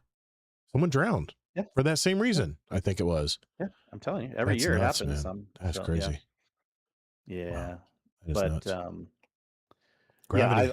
I've been some crazy drives in the summer before where I saw some thunderstorms coming. Actually, my scariest time, and then I'm just trying to vamp here, but I'll be done soon. Yeah, But man. it wasn't in a storm, but it was shortly after one. Like it probably happened a day before or something. It was a pretty bad one, and I love doing little mountain drives. I talked about this actually, by the way, on the episode back with my wife, episode 85, I think it was. We were Yeah. talking in the Discord. I re-listened to it. It was a good episode. Loved having my Yeah, wife on. I'll it's see great. if I can get her on again. But I love taking like mountain drives and stuff on, back roads and dirt roads and stuff. But I was trying to go on this one drive I hadn't done before, and it had rained recently. And then so I started going up the hill a little bit, the mountain a little bit, and then all of a sudden it went from dry to like super wet and muddy and slushy, and my car almost got stuck. Oof. And there's like, and it's already the part where you're going up the mountain a little bit, and there's like a steep drop off on the one side. Also, as I was going up, I saw like a pickup truck that was halfway off the side of the mountain. Oh, damn. That he got out fine, you could tell, but like his car was like 2/3 off the side of the road, hanging off the mountain. Jeez. And so I was like, crap. I'm like turning around slowly because you don't have a lot of, I was trying to look, actually I had to go reverse for a while to look for like a little area where I could turn around more. And then I'm like, I'm not doing this drive anymore because it was kind of scary. But yeah, the theme there is come to Florida where our theme parks are flat and you don't get flooded. Well, you get flooded when it's flat too. Well, yeah, it rains a lot. Our floods here aren't anything like you guys have up north, but no, yeah. It's not like a roaring river flood that's going to come. No, it's the gravity of those mountains, man. Just builds up momentum, right? It's crazy. That's basically it, though. Yeah. Okay. I'll be brief here. I talked about Arc Raiders already, so I'll skip past that. I've been watching season 3 of Euphoria. That damn show's disturbing, man. It just went off the rails in season 3, and there's been a time because there was a gap between season 2 and season 3, so they're a little older, so they go like fast forward after high school and what they're doing after high school, and that damn show's nuts, man. I go to bed troubled. I can't watch that at night anymore. I go to bed like troubled, thinking about, man, is Rue gonna be okay? Is this girl gonna survive? I don't know. She's living still. Anyway, Euphoria. That's a badass show. My wife and I did go see one movie at the theater this past week. I just already mentioned it, I think, using my AM Stubbs A-List membership, where you can see 4 movies every week, any screen, no online fees, and no, I don't get sponsored to say that. I just think it's a cool deal. But I don't have points that accumulate though. It just resets every week. I brought my parents as well because I don't see them as much anymore. And my dad always brought me to the big blockbuster movies when I was a kid. So I wanted to do the same for him. We saw The Odyssey. Of course, it's Matt Damon as Odysseus, Zendaya as Athena, Tom Holland as Telemachus, and Anne Hathaway was Penelope. I don't know if you all know the story by Homer in Greek mythology. I used to love reading it long ago. I was a real Greek mythology geek back in my college years. But, real life kicks in. And you can't study stuff like that anymore, it seems. But one of my top 10 films of all time is Troy, where it had Eric Bana, Brad Pitt as Apollo, and Orlando Bloom. It was back in 2004. I can't believe it's been that long. It is one of my top 10 films of all time. It's one I have on DVD. I'll watch it every year. There's a few movies that I'll go back and watch again, and that's one of them. Some fun facts about this film. It was one of the very first featured films to be shot entirely on IMAX film. They have to use special cameras, and I'm sure everybody has heard how they put sound dampening. They built a special box for this camera because during softer scenes, this thing was like a lawnmower. It made so much noise. And I didn't know if you knew this, but IMAX cameras, you have to replace the film every 3 minutes. You get 3 minutes per take. And so people would have to freeze in their scene while they're reloading the camera, and 3 minutes, it's a 3-hour movie. That's not the total, the total time's a lot more than that. Can you imagine going through filming that movie? It just had to have been crazy. Only Christopher Nolan would be crazy enough to make this movie, but I have to admit, man, the IMAX, I watched mine in the Dolby Theater, which is IMAX plus all the Dolby sounds and stuff. The whole theater was rumbling the whole time because the music and the sound was just amazing. And I don't know what it was. I don't know if it was the IMAX film or what, but the film just seemed big. It seemed so different than a normal film you watch. And I may have been just all hyped up for the movie or whatever, but certified fresh, 94% on Rotten Tomatoes. IMDb gave it an 8.5 out of 10. Metacritic gave it an 89%. Those are fantastic scores. It was Christopher Nolan's biggest global opening weekend of all time, $264 million worldwide. It set a bunch of other records too. I won't bother you guys with tonight, but I really enjoyed this one. It's the first third of the movie I thought moved a little slow, but it just keeps building up momentum and more momentum and more momentum until the final act. It's epic. I'm not going to spoil anything. It's very epic, the ending. Like I said, I saw it in the Dolby Atmos Theater, and we had rumble seats and everything. It was just crazy, man. If you have a chance, watch it in one of the big fancy theaters, because it really lives up to all the promotion and hype they've been putting out there. I give this one a rare score of 4.5 stars. It's a great effing movie, man. I might even see it again. There's very few movies that I go back to the theater and watch. One was Dune. The other one was, of course, The Matrix.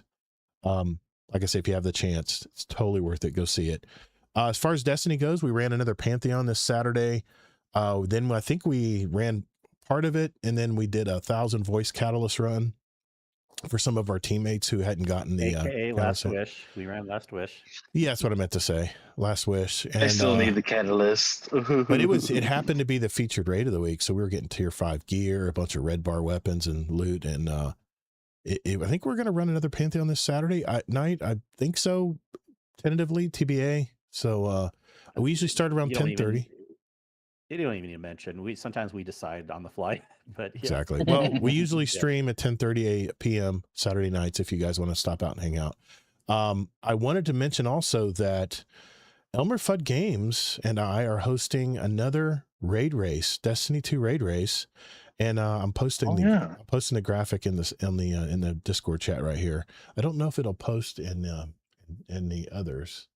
I can try, but I don't know if it'll post or not. We'll see if it allows me to do it. No, it won't. Okay. Sorry. Can't post a graphic in that, but it's at 3 p.m. Eastern time, and it's going to be 3 raids, 3 hours. And the way you want to watch it is twitch.tv/Elmer Fudd Games, DD in Elmer Fudd Games. And come by and hang out. I'm going to have a hard time keeping up with Fudd's energy, but the man is a showman. So I will do the best I can and talk about all kinds of gibberish about how I know about all these raids and stuff. But I can't remember what raids he said we were going to do. I think we were trying to decide what raids. I don't. So come hang out. It's twitch.tv/Elmer Fudd Games on Twitch. And it's 3 p.m. to 6 p.m. Eastern, 8 p.m. British Standard Time.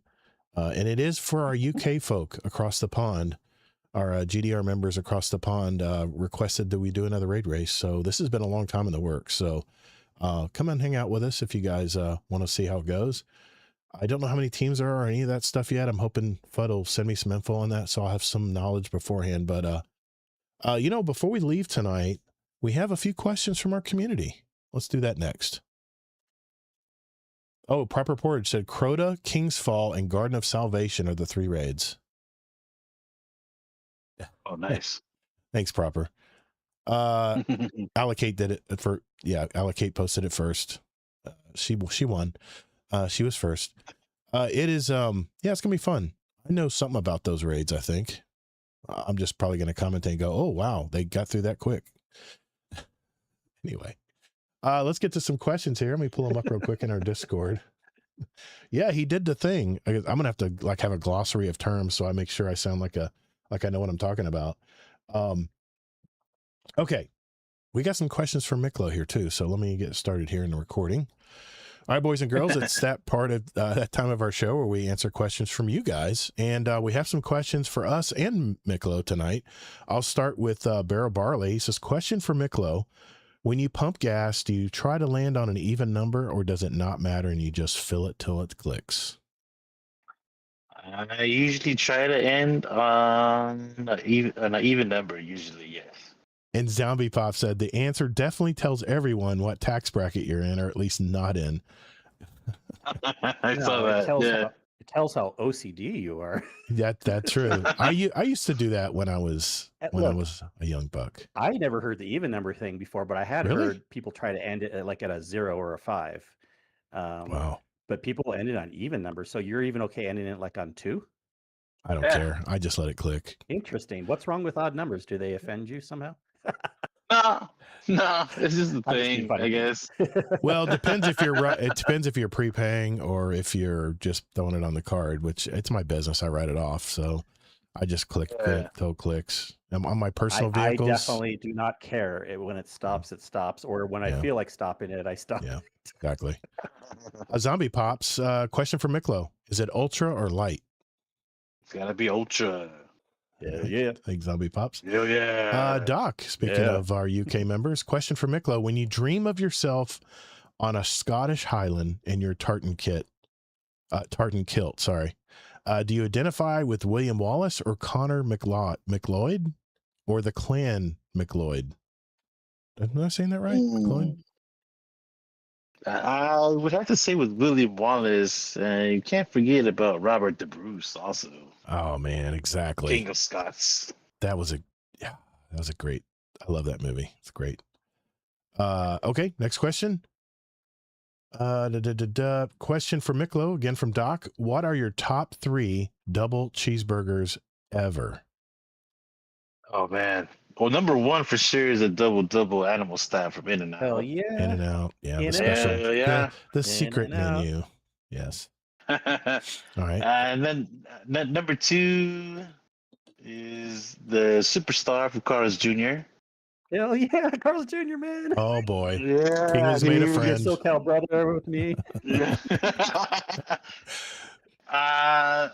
Number 3, I would say, would have to be from a spot that's it's called the Burger Boy. Burger Boy.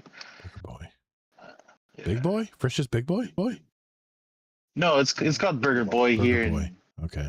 We don't have those. Really good, really good burgers. Nice. I think I've heard of them. Yeah.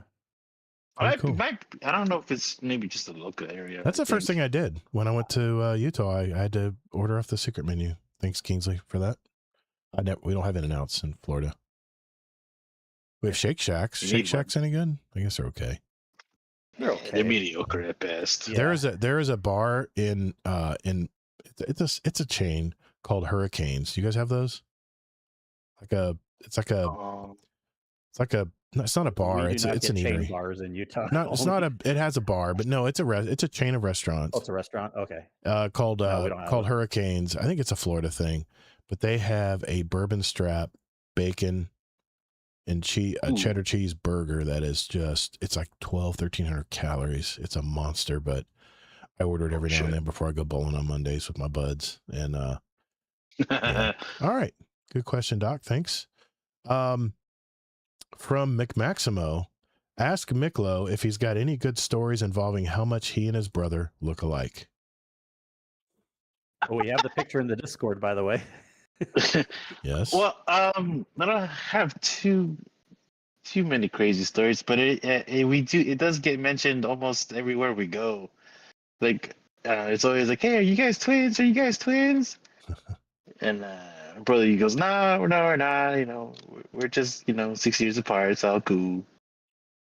You guys look very, very close together. That's for sure. And then does that supposed to mean that the younger feels dejected, like they look older, or does that make the older feel better, like they look younger?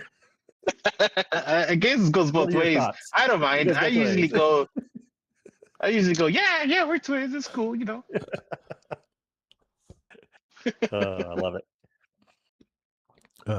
I think Miklo and his brother should mess with people at the hospital, walk in and do something, and then the other walk in 5 minutes later and do the exact same thing. I don't think he deals with patients. I think he deals with the background stuff. Yeah, we wear different colored scrubs. So, there you go. I don't think it would work. Oh, does he work at the hospital too? You both do? Awesome, man. Awesome. That's cool. That's awesome. That's all the questions we have tonight, guys. Thanks for hanging out with us tonight. I did want to make a little bit of housekeeping tonight. I did want to make a correction last week on the show that almost wasn't. I mentioned that PlayStation was spreading out their one-player games ports to 3 to 5 years, and what I forgot to say in my research, or never. There is, in fact, a very good possibility that Sony is totally not going to be releasing ports to PC on their first-player games. They mentioned in the research that it was they might stretch things out to 3 to 5 years or never do a port. So I wanted to make sure I corrected that last week. I didn't want to lead everyone on that all their first-player games were going to be ported in 3 to 5 years. So just want to mention that. Yeah. So I have the sources of that. If you want them on demand, I can provide them. But I want to thank everybody for showing up tonight. It's a good show, man. Miklo, you were a joy to have on, man. Thanks for hanging out with us tonight. Oh, thank you. I was a bit nervous. I was like, oh my God, what do I say? It's just like you want. I tell all of our guests this. I say it's just like we're hanging out in orbit in Destiny too. Yeah. Everybody always has really good you can have a podcast just from people hanging out in orbit, especially a fire team of 6. You can get some stories going. Let me tell you. Oh yeah, for sure. So After Hours Club. Thank you, Base Windu. Thanks, brother. Miklo, you want to give anybody a shout out tonight before we head on out? I'd like to shout out to my brother, my mom. They always keep me up, and shout out to all the people in all the communities regarding the BBL, Space Mafia, the pub. All great people all around. Nice, man. Kingsley Mac. Shout out to anybody? Yeah, I definitely second that, but I also want to shout out you specifically, Miklo, for coming on. Thank you, man. And thank you. I definitely think we got to have you back as a normalish type possibility, because it was easy to talk. Absolutely. We had a good time. Absolutely, man. Nice. Hell yeah, man. I'm down. Get that camera rigged up. I want to get a face next time. Yeah. People like to see faces talking on the internet. At least that's what they tell me. Maybe not my face, but some faces. Anyway. Thanks, man. Again, thanks for hanging out with us tonight, man. That was a good show. Thank you. I almost missed that message that when I saw it like a week later. I was like, oh shit. Oh no. I always give everybody a 1 week reminder that, hey, remember we set this up 3 or 4 months ago. Yeah, just letting you know, your turn to play. Your turn to get the ball. And a lot of people are like, huh? Oh crap, that's this next week. I'm like, yeah, yep, it's in my schedule. You're on the calendar. So yeah, we'll have to have you back, man. That'd be great. I'll put you on the list if you want to come back. Oh yeah. Maybe 1 week we can have both you and your brother on even. Hey, you saying that? He was telling me yesterday, he's like, oh, ask him if I could be like a special surprise guest and whatnot. Right. Hey, anything goes, man. It's our show. We can do whatever we want, right? Well, thanks again, man. That was fun tonight. Thanks again. My shout out is to Mr. Zombie Pops, because he filled in last week and then the internet went to shit. Our whole Discord server went to crap, and then that was it. We had to cut the stream short. So Zombie Pops, I'm sure, will be on in a future show. So thank you, brother, for filling in last week. And of course, to our live chat, whether you were in YouTube or Twitch or in our Discord, thank you for hanging out with us. It really means a lot. I know live shows are really tough to make. They're you can have someone with 100,000 followers on YouTube, and when you have a live show, like 40 people show up. It's just the way it is, man. Live shows are tough to make sometimes. So I appreciate everyone spending their time with us tonight, talking about topics and knowing more about Mr. Miklo here. So remember, whether in life or in your game, get your reps in. Later, Guardians. Shout out to the girlfriend too. Don't forget that, man. Come on, man. I don't need to remember. I don't need any more reps.